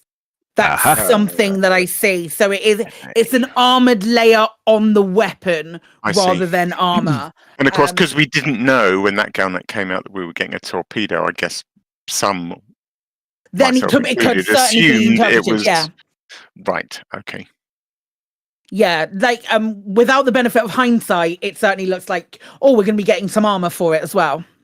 Yeah, because I was thinking, that's cool because it means we can use it not just for attacking the Titan, but if people want to take their Guardian weapons into Spire sites, for example, they'll be able to again. But okay, it's all packaged up in the torpedo. Looks like it, That's yeah. Fine. That's fine. Yeah, and I mean, I'm hoping that there's going to be more to this than just or line up and just hammer torpedoes into these things, into the Titans. To me, that feels a little anticlimactic. and I'm hoping I'm still want a little bit. There's a little bit more to it. Ben, I'm definitely with you there, and I know that you read Torpedo and you jumped straight to Trench Run, but you know what I would actually love is more Return of the Jedi kind of era thing, and we have to, we need to take Eagles and small, nimble ships in to the superstructure of the Titan. yeah, I mean, I would love it if I would love that. If it, something you got to take a small, light fighter in and actually fly well, and not just show up in your Federal Corvette and go boom, take that motherfucker, and fly off again. Well, there's a problem with that. Of a Titan and a Corvette, anyway. I think it's just arduous. I think is a better word for it. Yeah, I doubt if the small ships would survive the caustic cloud. Well, this is where Alex dreaming armor would come in. You get the biological armor, and that negates your vulnerability to the cloud. Oh, and okay. it would be a good way to level the playing field then. Yeah. I mean, you don't need a massive ship. Chieftains and things are great for getting into the Titan. And there was a guy who got I think it was an Eagle. It was something ludicrous. I mean, it was ridiculous because he had no other modules, but it was at least theoretically possible to get something like an Eagle to the Titan. Not that it could do anything when it was there. I just think it would be so much fun to get a light ship, go to the fleet carriers, get, say, the right armor, which you can buy for credits, the right torpedoes, which again you buy for credits, and then fly into the Titan and shoot off a couple of torpedoes, fly into the superstructure, do all that kind of stuff. Almost like Descent or something like that, Colin. And then you get to the heart of the thing, shoot your torpedo off, destroy a heat vein, fly the hell out before your ship. Maybe as soon as you fire it off and it hits, the interior of the Titan starts cooking. Then you got to race out, and that could be. I think that'd be amazing gameplay. I think that'd be fun, wouldn't it? Yeah, I think it would, but I guess I don't know. I guess you see, this thing is, I was blown away by the gameplay of the Spires.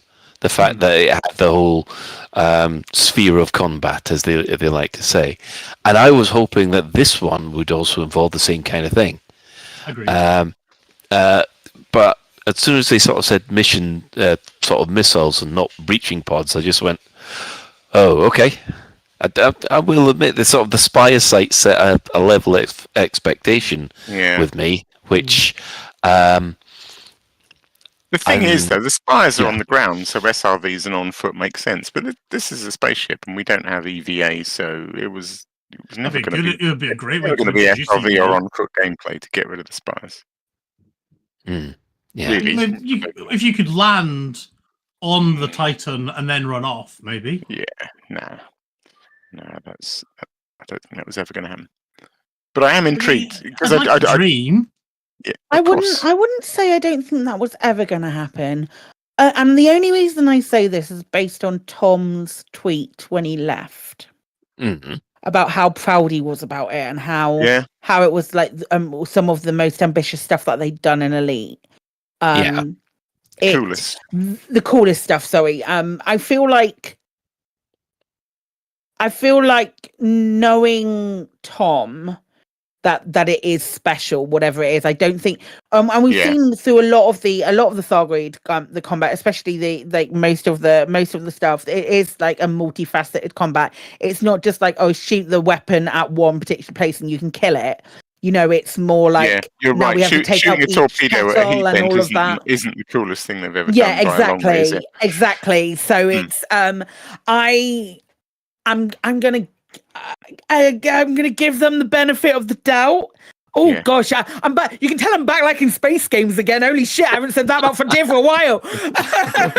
I'm gonna give them. I think I'm gonna give them the benefit of the doubt and be kind of still excited. I have moderate expectations. Let's not go mental here and expect EVAs every 5 seconds and stuff. But I'm not averse to the idea of being able to fly in, break that seal, fly in through the membrane park and get out. I'm not averse to that at all.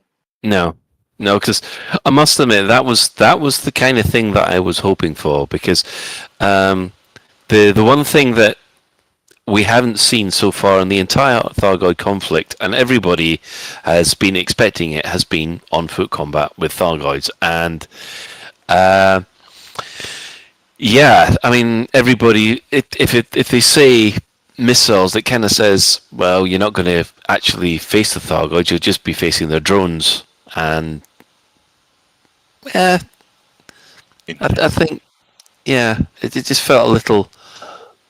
Well, admittedly, it means that we can discount the zombie issue that a lot of people were talking about. Although there's another side to that, of course. I mean, that storyline is yet to pay off. Maybe the thing that Tom was talking about isn't the Titan destruction at all. Maybe it is what's going to happen to these rescued people that the Alliance has set free. Yeah. Possibly, yeah, true. You never know. The destruction or the driving off of a Titan might trigger something else. Yeah. And just to sort of finish the last little bit on the Titan, how do we...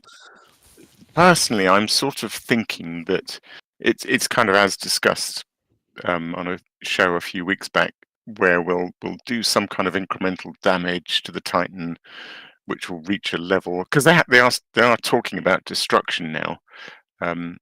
But I can't see that destruction playing out any other way than via a cutscene when you log in, because, how can it happen in-game to the whole elite community? Do you know what I mean? We talked about this.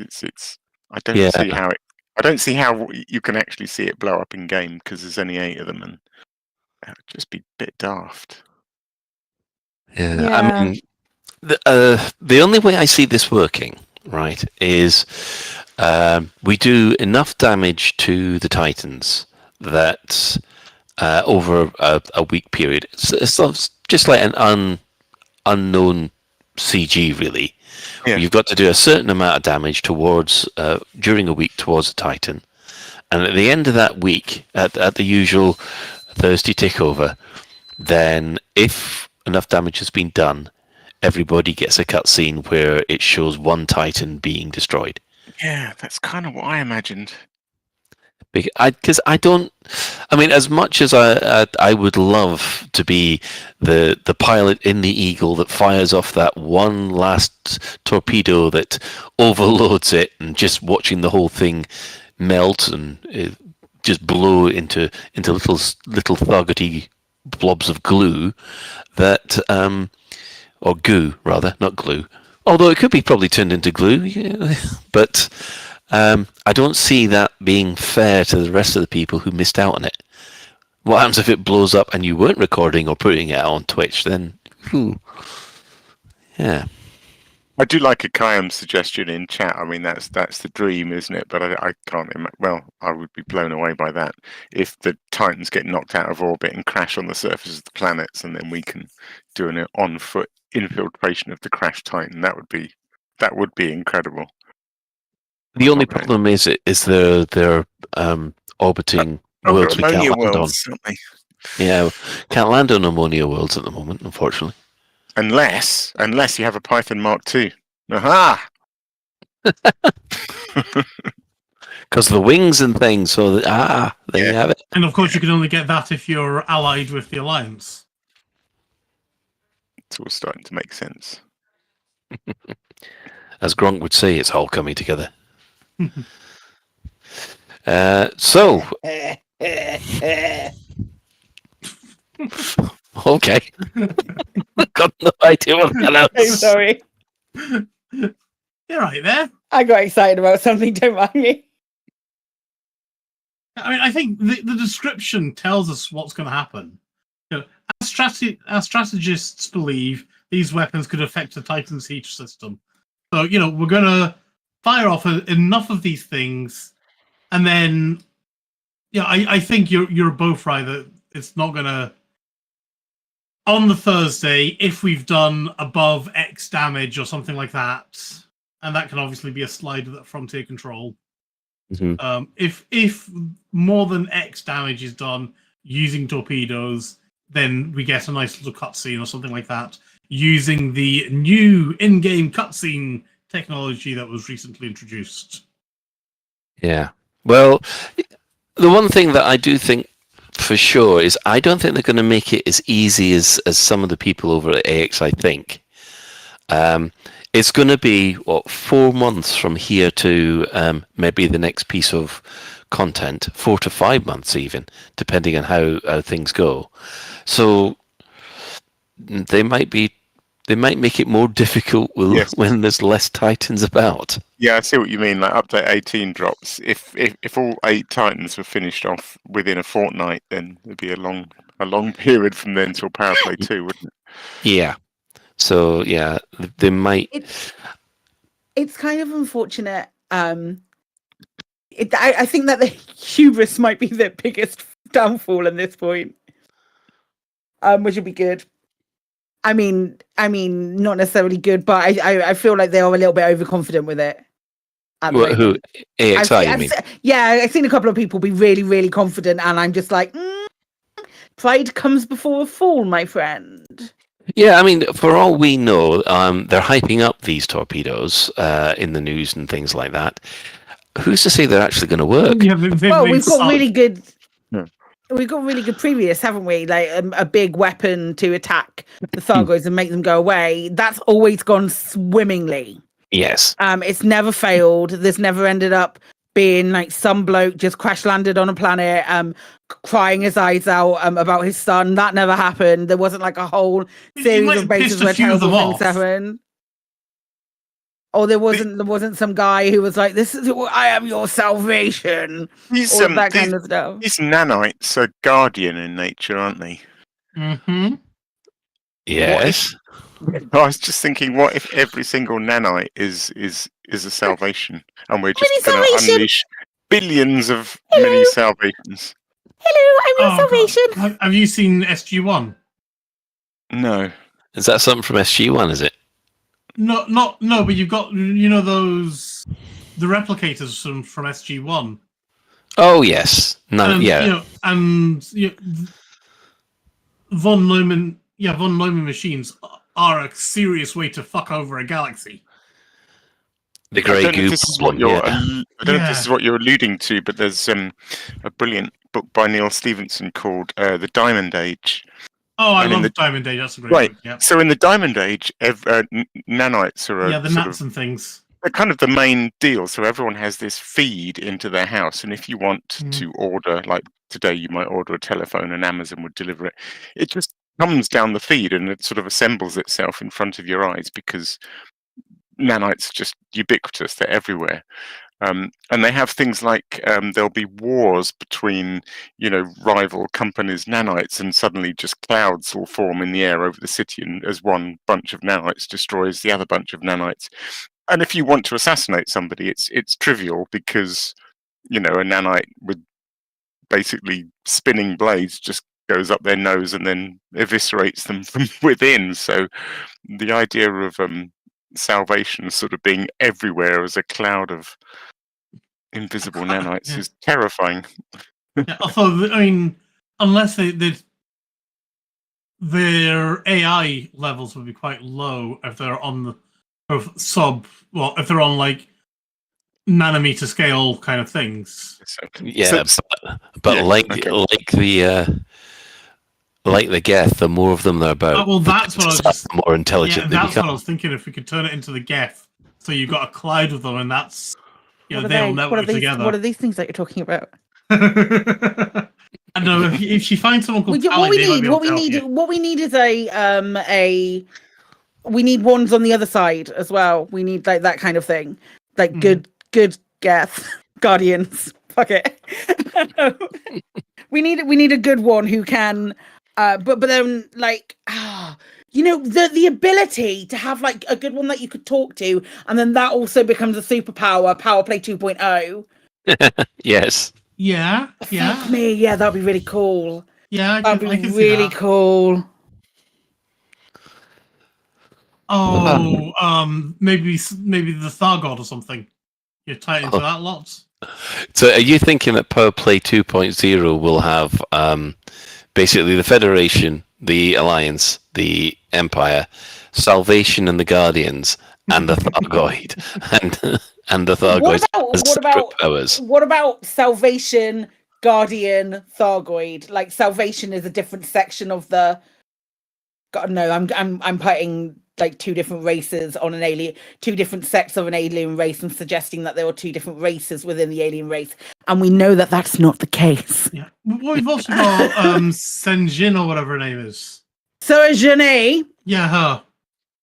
She's a bit MIA at the moment. Yeah. She went to see what the Utopia project. Yeah, she went to experience the Utopia AI virtual reality thing, and came away very quiet and thoughtful. And then we've not heard from her since. No. She's writing her dissertation. Something like that. Yeah, she gives her network into the nanites. I wonder if she'd feel it if a Titan was lost. Probably. She'd probably understand it more than anybody else. I'd imagine the song would change, wouldn't it? Yeah. Like 1,000 voices cried out and were suddenly extinguished. Exactly. I think it's more than 1,000. Love this. Thargoid, Salvation, Alliance, Federation, Empire, and Count Binface. Who's Count Binface? Count Binface is one of those spoof people who stands for election against prominent figures. Gotcha. Count Binface was one of those. Well, I guess we'll have an inkling as of Monday next week of how this is all going to play out. So, are we still confident it's going to be Monday next week? Actually, yes, I'm going to be optimistic. I am. And so far, how many times in the last 3 or 4 updates have they been late? I think it's been once. The releases that they've been doing for all of the Thargoid War really have been really good. There's been a couple of bugs, especially the one that got me. I think it just got me yesterday. Actually, was the security forces opening fire on me for no reason. That's still what? For the Federation, by any chance? Actually, no, they were Alliance. You probably had it coming. Yeah, well, I was clean. Yeah, well, it's not a power play thing. No, it's not a power play thing. My main commander doesn't get involved with power play. It's only one of my alts. So that's. But the actual any show-stopping bugs haven't been happening, and they've been released on time, and we've kind of got used to it. I need to update you on something. Go on. I need to update you guys on something, because I talked last week about being shown that I'm sure I mentioned it on here. That I was. I've been having kind of weird performance issues with Elite, where it's not been performing excellently well, as it has done for others. I know this is a huge tangent. I've been having really difficult performance issues with Elite. Like, it's been crashing. It still crashes OBS, which I'm a bit pissed off about, but it is what it is. But I was having proper frame rate issues and proper frame drops here and there with Elite. And Commander Simon in chat said to me, I think it might be because you have an AMD chip and motherboard, it's the AMD chips aren't registering your BIOS correctly. Not your BIOS, your RAM speed correctly. Oh. And I was like, what do you mean? And so my RAM speed, I'm going to get the numbers wrong. So take this as a pinch of salt and maybe don't correct me. But my RAM speed, I think, is 3600 according to the packaging and all of that kind of stuff. But when I looked at my computer to see what my RAM speed was, it was saying 2100. And I was like, that's weird. That's really odd and strange. But you can go into the BIOS and change it. It's really easy, really simple. And since I've done that, Elite has been running really, really well. And I used to struggle with No Man's Sky a lot. Like, I just was not smooth at all in the slightest. Played it today and it was smooth as butter. So if you've got an AMD chip, double check that it on Windows that your RAM speed is the RAM speed that you're expecting it to be. That's a good tip. Yeah. Sorry. So how did we get here? I got confused, Ben, and I thought I'd mentioned it on here before. I thought I mentioned it last week. And I clearly haven't, because that's news to everybody. I was trying to update people, but it didn't happen last week. I'm sure it did. But anyway, just do that. I was trying to work out the segue. My segue was like, oh shit, I need to tell people about this. There was an information bomb that just was suddenly unleashed on us. So, yeah, but good tip. I don't have any AMD chipsets or CPUs. I'm just Intel and GeForce. So yeah, my handheld is AMD, but that's all. I've set that up all fine. Something in the show notes, like a link to a forum post that Simon made about it a little while ago, and it's helped loads of people. Well, if we can find that, we can put that in community news. Yeah. Yeah, it'll be in the show notes. Yeah. Right. Well, I guess what we'll do is then we'll move on to the question of the week, not the QOFW as I mistyped earlier in the week. Everyone was kind of talking out. So we've got quite a few people. The question we were asking is, what are you hoping for from Update 18? So, Ben, you're first. Oh, you have to say that when I'm landing, don't you? We didn't even have these last time I was looking at the bloody show notes. Okay, so Commander Bola Petunias is saying, more keybinds and something to track with a spreadsheet. Yeah, I don't mind something to track with a spreadsheet. Milson Barn will be behind that. And maybe we could have a dedicated key binding to fire torpedoes. Maybe. I thought that it'd just be the map to your first or secondary. You don't need anything more than that. Yeah, but if you want more keybinds, give them I'll tell you a keybind that would come in useful: activating and unactivating the autopilot for. Oh God, yeah. Yeah. Instead of having to turn it off and on again. Yeah. Yes. People talk about that all the time. Yeah. That would be more keybinds in update 19, but no, 20, no, 19, 20, which is the one that's the surprise feature. 20's the surprise. 20. Yeah. I think everybody has decided. It does seem that everybody's decided that 20 is going to be base building. I don't know that it is. I don't get where you're coming from with this. I have to say, there's quite a lot of fairly incontrovertible evidence that it is. Well, is this if you go off and hack the files again, Alec?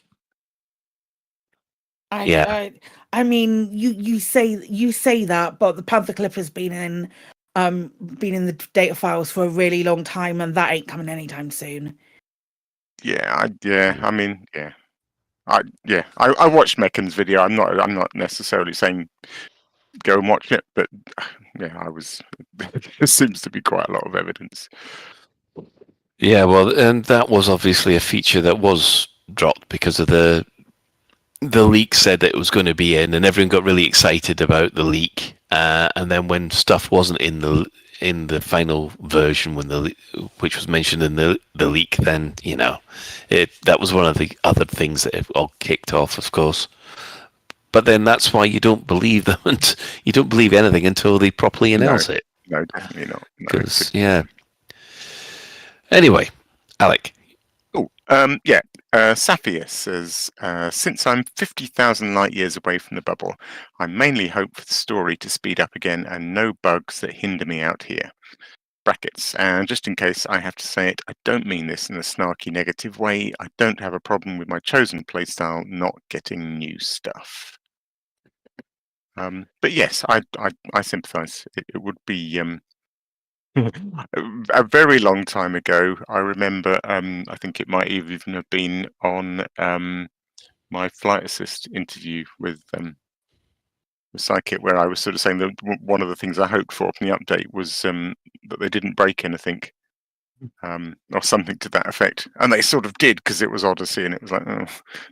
Oh man, that was back in the day. Yeah. So if you're happily pootling away doing exploring 50,000 light years away, I do get that. But if there's a big update coming, you're like, I hope it doesn't spoil anything, because I'm quite happy out here. Yeah, I mean, I must admit, my big one was when all of a sudden your ship used to hover sort of like 500 meters above you, so you could still get, like, if you could manage to line yourself up while looking up 500, almost half a K, to line up with the SRV hangar, it would still take you half a K up. And you'd be in your ship, but that was an awful bug. Claire. Silas Resi says Cobra Mott 4 ship kits. Oh, you troll. Yes, Cobra Mott. Actually, I got involved. Well, me and Pete were discussing small ships. And he says, actually, I have to disagree with you. Forget the Sidewinder and the Eagle. The best ship for on-foot missions is the Cobra Mark IV. And I'm there going, really? Okay. I don't know, because I'm not going to touch the Cobra Mark IV, not even with yours. So, can you get are there extra paint jobs for the Mark IV, or is it? Oh, there are. Oh, there are. Okay. There are, but obviously. Not that many. Yeah. But, they're still there. Right. I have Happy Moon Monkey. He says, Thargoids retreat to further from the bubble, and Brewer build jump gates to get us quickly to Barnard's Loop and the new front line. Jump gates, yes. People have been wanting jump gates in for absolutely ages. I don't think I like the idea of shortcut jump gates. Just me being grumpy. Yeah. Fleet carriers. Yeah, but I haven't got one yet. We had to explore the hard way. Why should people get jump gates? Damn right. Right, so Lexi Orchard is saying that whatever it is, thank you, Tom, for all of your efforts, and best of luck. It's sad to see the legacy that of all that hard work about to drop, having had them let go. As a no thanks person on the Thargoid War, I'm really happy for everyone who's been sinking some serious effort into the ongoing events to get closure over FDev just turning it off or leaving it on forever. I don't really want to be anyone burning the bubble, thanks. I have a long list of places where I have a long list of places to visit where I can, without putting the time in for AX stuff or any of the Thargoid specific modules, and hope I'll be able to visit some dormant sites, dormant titans, and so on. I'm a fan of the story and the narrative, and Elite can be guilty of not really valuing the in-game representation of a narrative. All those Galnet stories, for example. Most of all, I hope you all have fun, 07.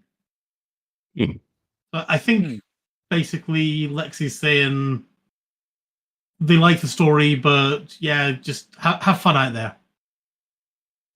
I do agree. I hope at the end of this, I mean, I do like the idea of a dormant Titan, or so after the thing is destroyed, even if the gameplay doesn't recycle and come back again, I definitely hope that the wrecked Titans is something we can visit just as a spectacle. I think they'd be amazing to look at. Yeah.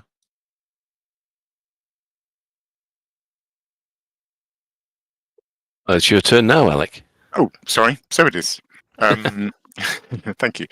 Commander DeCamper says, I hope for a good conclusion of the Thargoid War with us beating those Titans back. But I really hope for the unlocking of the Col 70 sector and Horsehead Nebula along with some relevant content. I'm not sure what future content Frontier want those areas for, but they're a right pain to navigate around, so I'd like to see whatever is next to take place there. Free the Norse Horsehead Nebula. Wouldn't it be nice if a couple of the Titans retreated there and the areas were opened up? Yeah, it would, wouldn't it? Quite a big. I guess it's quite a big area. I've not. Is it a sort of major navigation pain going around? A little bit. Oh, go on, Claire. Yeah. There's a station, a system that you can bookmark, which you can pretty much use to avoid any issues. Right, like a gateway system that sneaks past. Yeah, it's kind of like it dips below. It's difficult to plot in a straight line, but it does dip below. Okay. So it's just it can be a bit of a pain in the ass, especially when you get. I've been guilty of doing this. If you get behind it and then just go on a little wander, then it can be a bit of a pain in the ass to navigate, and you have to have a good jump range. But it's everybody get ready. It's bigger than you might think. You're welcome. You're welcome. Speaking of big things, Ultra Snail has given us a really nice, lengthy, girthy piece of info.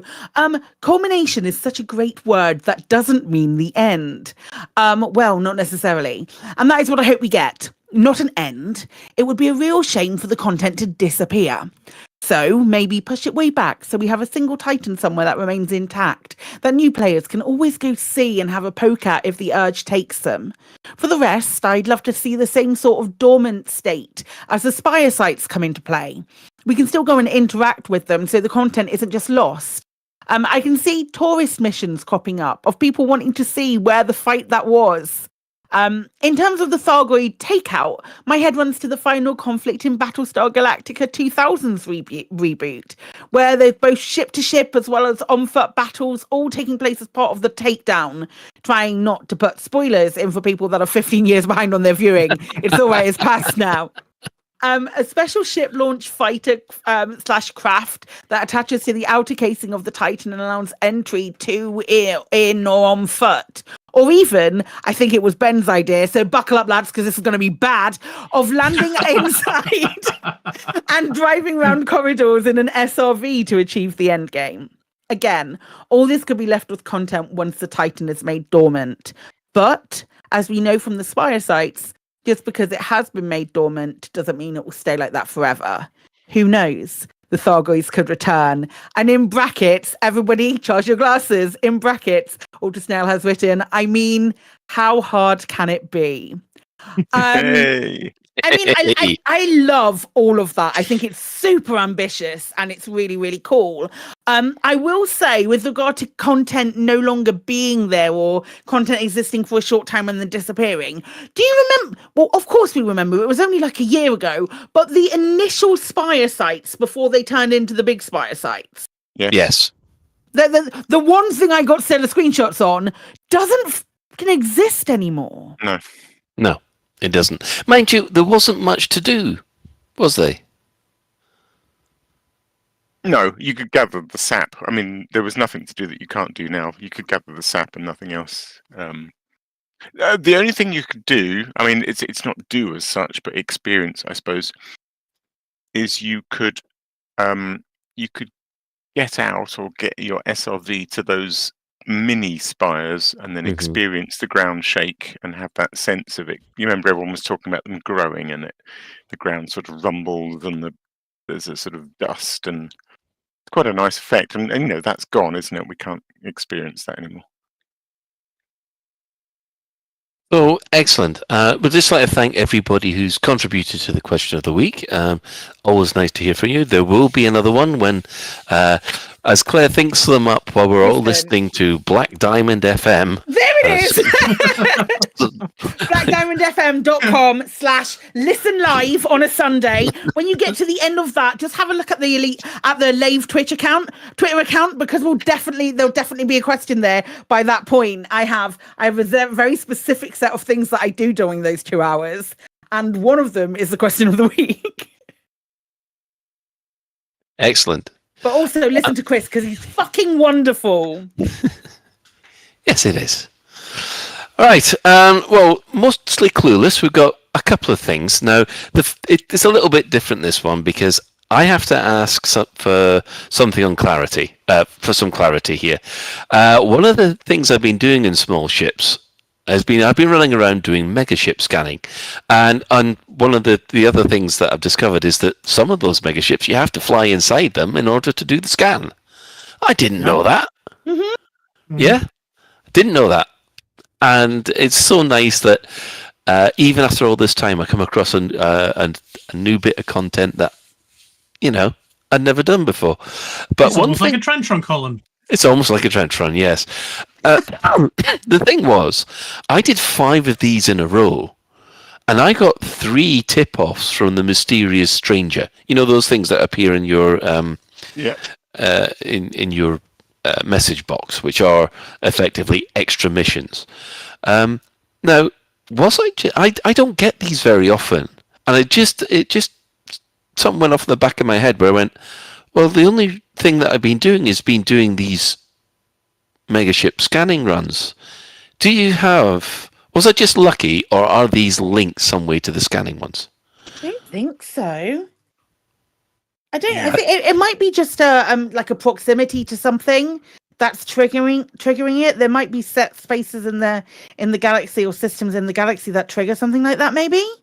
Well, this did happen in DSO and in Lave, but it just seemed weird to me that I haven't had one of those tip-offs in months, and yet I'd start doing these megaship scanning missions, and all of a sudden I get 3 of them.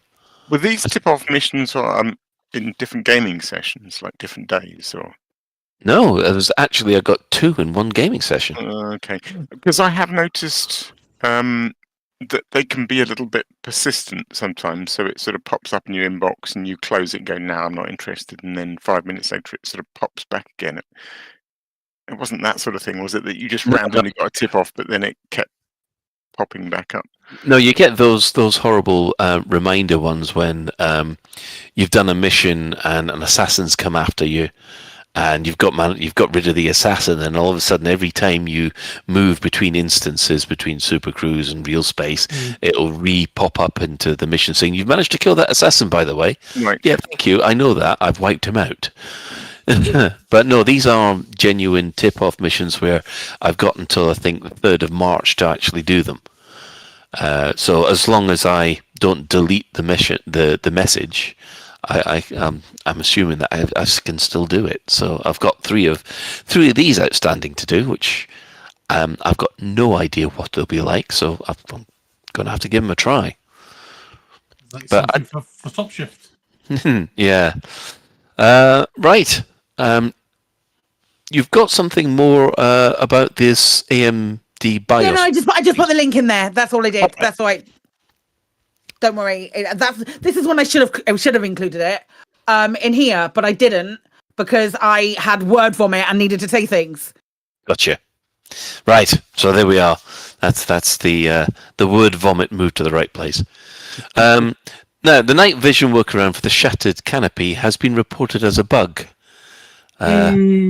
Ooh, I may or may not have encouraged this, Alec Turner, and you've already voted. Why are you stopping us from having nice things, Colin? I didn't say that. It's Alec Turner. I'm so sorry. It's a bug. It's a bug. I hate it. Nah, it's not. It's working. It's working as intended. No, it ain't. Fuckers. We've reported it. And Fuckers. we voted on it. This is fine. How can I downvote it? Stuck on that. Works fine. Works fine. Working as intended. Oh dear. It's not right. It's not right. Yeah. This is why Canopy we Glass can't have is a that really nice good things. moment in the game. I like the fact that I'm blamed for this. I'm It's blamed for it when Colin's it was Alec when was doing it. It's Colin's fault. If you like your night vision as a way of working around the Shattered Canopy, then send your complaints to Colin at Lave Alec Radio. Turner at laveradio.com. Also, it's the quality of life improvement. Oh, it's so not. Or as Wintermute says, Alec the Scab Turner. What a prick! Right, that's it. I'm changing his title. Right, we'll take him around the back after the show and just beat the shit out of him. Alec SRV Scab. Right, okay. Wow. I'm in favour of this. He's joking. No. He's good at his willing. You'll have to be careful. Okay, so let's have a look at the any other business. The Dex Legacy Season 2 has returned with an explosive and thrilling adventure premiere tonight on Lave Radio before this show. You can find further information at thedexlegacy.com, including links to the paperback book, The Dex Legacy Season 1, collected scripts and commentary by Emily Inkpen, and also the complete Season 2 on HD audio. And if you also like audio drama, there's always Escape Velocity that's also part of this website.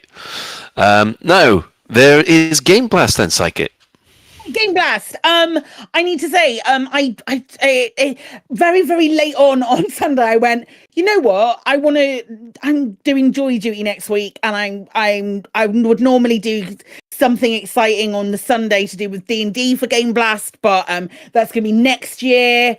But this year, not so much. But I still wanted to do something because it's special effect, and special effect are flipping incredible. So I'm doing a fundraiser on Friday. We're going to be playing some Elite Dangerous. I've still got some stars left over from the Quest for Kindness thing that I did, where I was sticking stars on my face every £5. Probably do that again, because why not, until I run out of stars. And it was a good time last time, and I just want to do it again. I want to raise some money for an excellent charity, and it's some good stuff. I'm hoping to have some giveaways. I'm doing some mad emailings in mornings to try and have some giveaways and stuff. But we'll do that. I'm doing a fundraiser for Special Effect. Special Effect for an excellent charity. If you don't know what Special Effect do, they're one of Frontier's chosen charities as well. They provide accessibility options and help. They help facilitate accessibility options for those people who need it to be able to play video games. So sort of like people with motor issues, or people who like, for example, I know the folks who have to play with their feet and things like that for different video games, and with limited hand movements and stuff. And as somebody with dicky hands and sometimes somewhat limited hand movement, the fact that I have that is an option that might be available to me in the future should I need it is absolutely wonderful. And I do a lot of stuff and talk to Special Effect quite a lot, because they are an absolutely wonderful charity. So if you are fiscally able, please consider donating on Friday, or with any of the many streamers who will be streaming over this weekend for Special Effect, because they're hoping to raise a lot of money. They're a wonderful charity. Excellent. Done. Right. Well, if that's the case, then we'll do shoutouts. It's a bit of a short show this week, but I'm quite sure next week's show will be a little bit more full length. Girthy. Thick. Oh God. Argoid. Booty. Be a nice That chop depends. next week. That depends. It might not even drop. Yes, I don't think have we actually managed to hit our innuendo quota for this episode. I think so. Not yet. Let me open up my thesaurus. Anyway. Plunge! Oh, God. That's right, you've got to plunge into the Carthagoid custard. The custody clunge, we're going. Plunge the clunge, there you go. Is the custard moist? Ben, lower the fucking tone, man. Right, anyway, our sister station, Hutton Orbital Radio 8, broadcasts on a Thursday at 8:30. You can tune in at twitch.tv, Hutton Orbital Truckers, or if you just want the audio, go to radio.forthemug.com. For the discerning commander that likes a bit of CQC action, check out the CQC Discord at discord.me/Elite Dangerous CQC. We're also giving shout-outs to the other Elite Dangerous podcasts, and those are the Grad Frequency, who do other space games as well, and Loose Screws. Now, following this, we have the latest Galnet News Digest, as provided by Commander Witherspoon and Commander Beetlejuice. And we'd also like to thank all those who've chipped in the Twitch chat. And what in-game commanders have we had today, or if any? I know that we've had issues where people thought Chris was running in solo. Well, Chris Mark IV has had Real Merle, Electro Ace, Hannah and Spooner come and join him in the bar. Wonderful. Well, welcome, commanders. Glad you kept him company. Right, special thanks go to Commander Tokuso, JNTrax, and Alan Stroud, who have all created music that we use on the show. But that's it for another episode of Lave Radio. If you'd like to get in touch with the show, you can find the contact links in the home/contact us menu of the laveradio.com website. Do let us know if you have any questions or if there's anything you'd like us to discuss in a future episode. Lave Radio is recorded live on a Tuesday evening at 8:30 and streamed out at laveradio.com/live. So, thanks to Claire. You're welcome.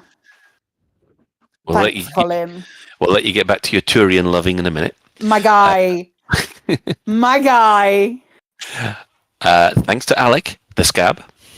Thanks, Colin. Sorry about the night vision, folks. It's all right. They won't do anything about They'll it. never fix it. It'll be fine. They'll never fix it. Thanks to Ben. It was a short and girthy show, wasn't it? Thick. And special thanks to today's tech specialist, the wonderful Commander Ventura. You're welcome. So until next time, commanders, fly safe. And if you can't do that, fly dangerous.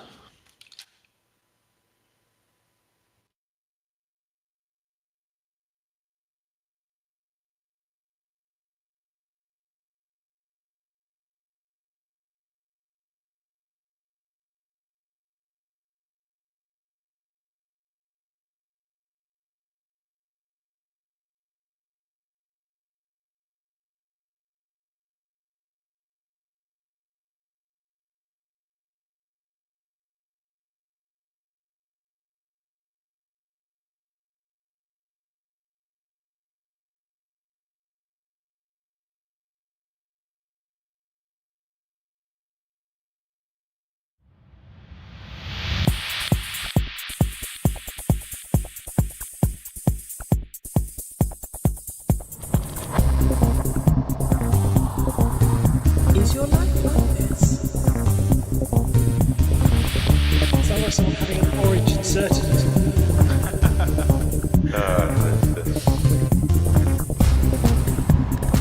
You need a safe word. Space can be lonely.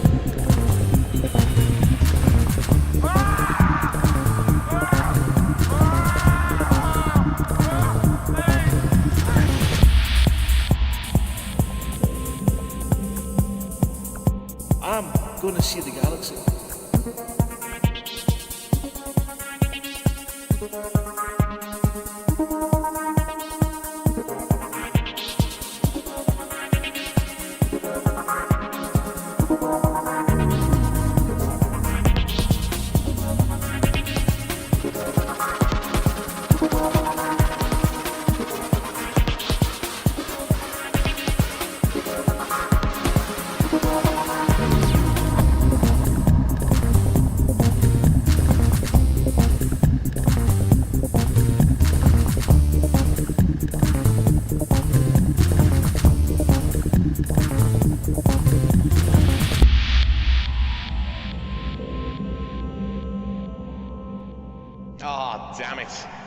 No worries, guys. Hold the fort for 2 seconds. I'll be right back.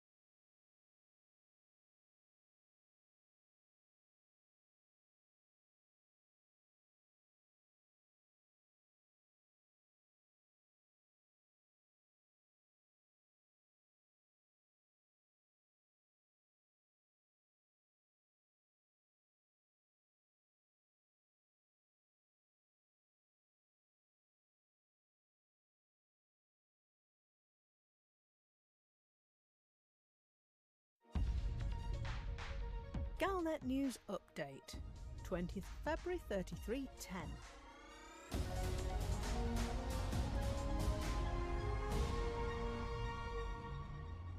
Aegis is on track to start shipping its new anti-Titan torpedoes in less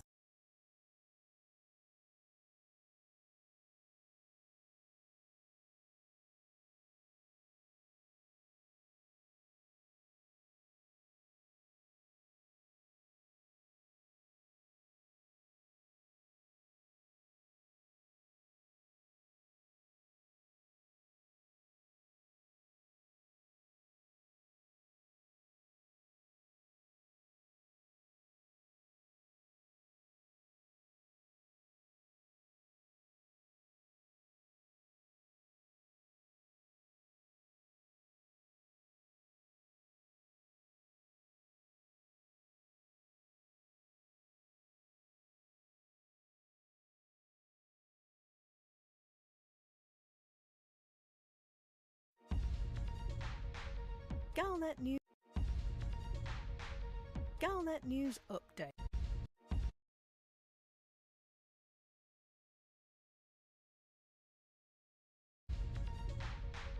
Galnet News Update, 20th February 3310.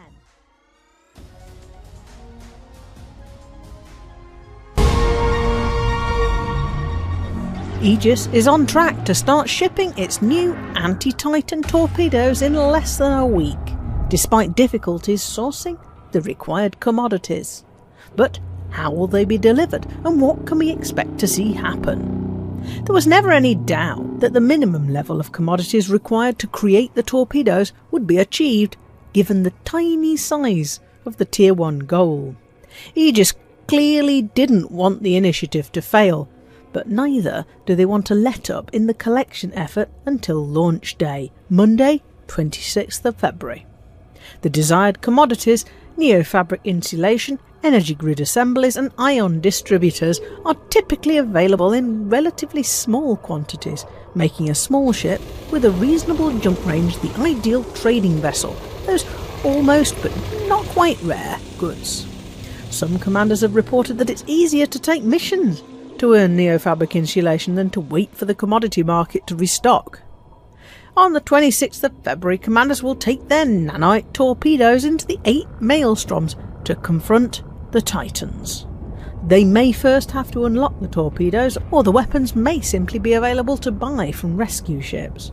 Either way, there's a great deal of uncertainty about what will happen. Will we need to aim the torpedoes at any particular orifice on the Titan, or will we just be able to shoot in their general direction? It's inconceivable that the Titans will simply overheat and explode, but it may be that we'll see a progressive degradation of their functionality as they get hit by more and more missiles. Will they retreat? Will the Thargoid War end with the Titans destroyed, or returning to their home systems like they arrived as Stargoids?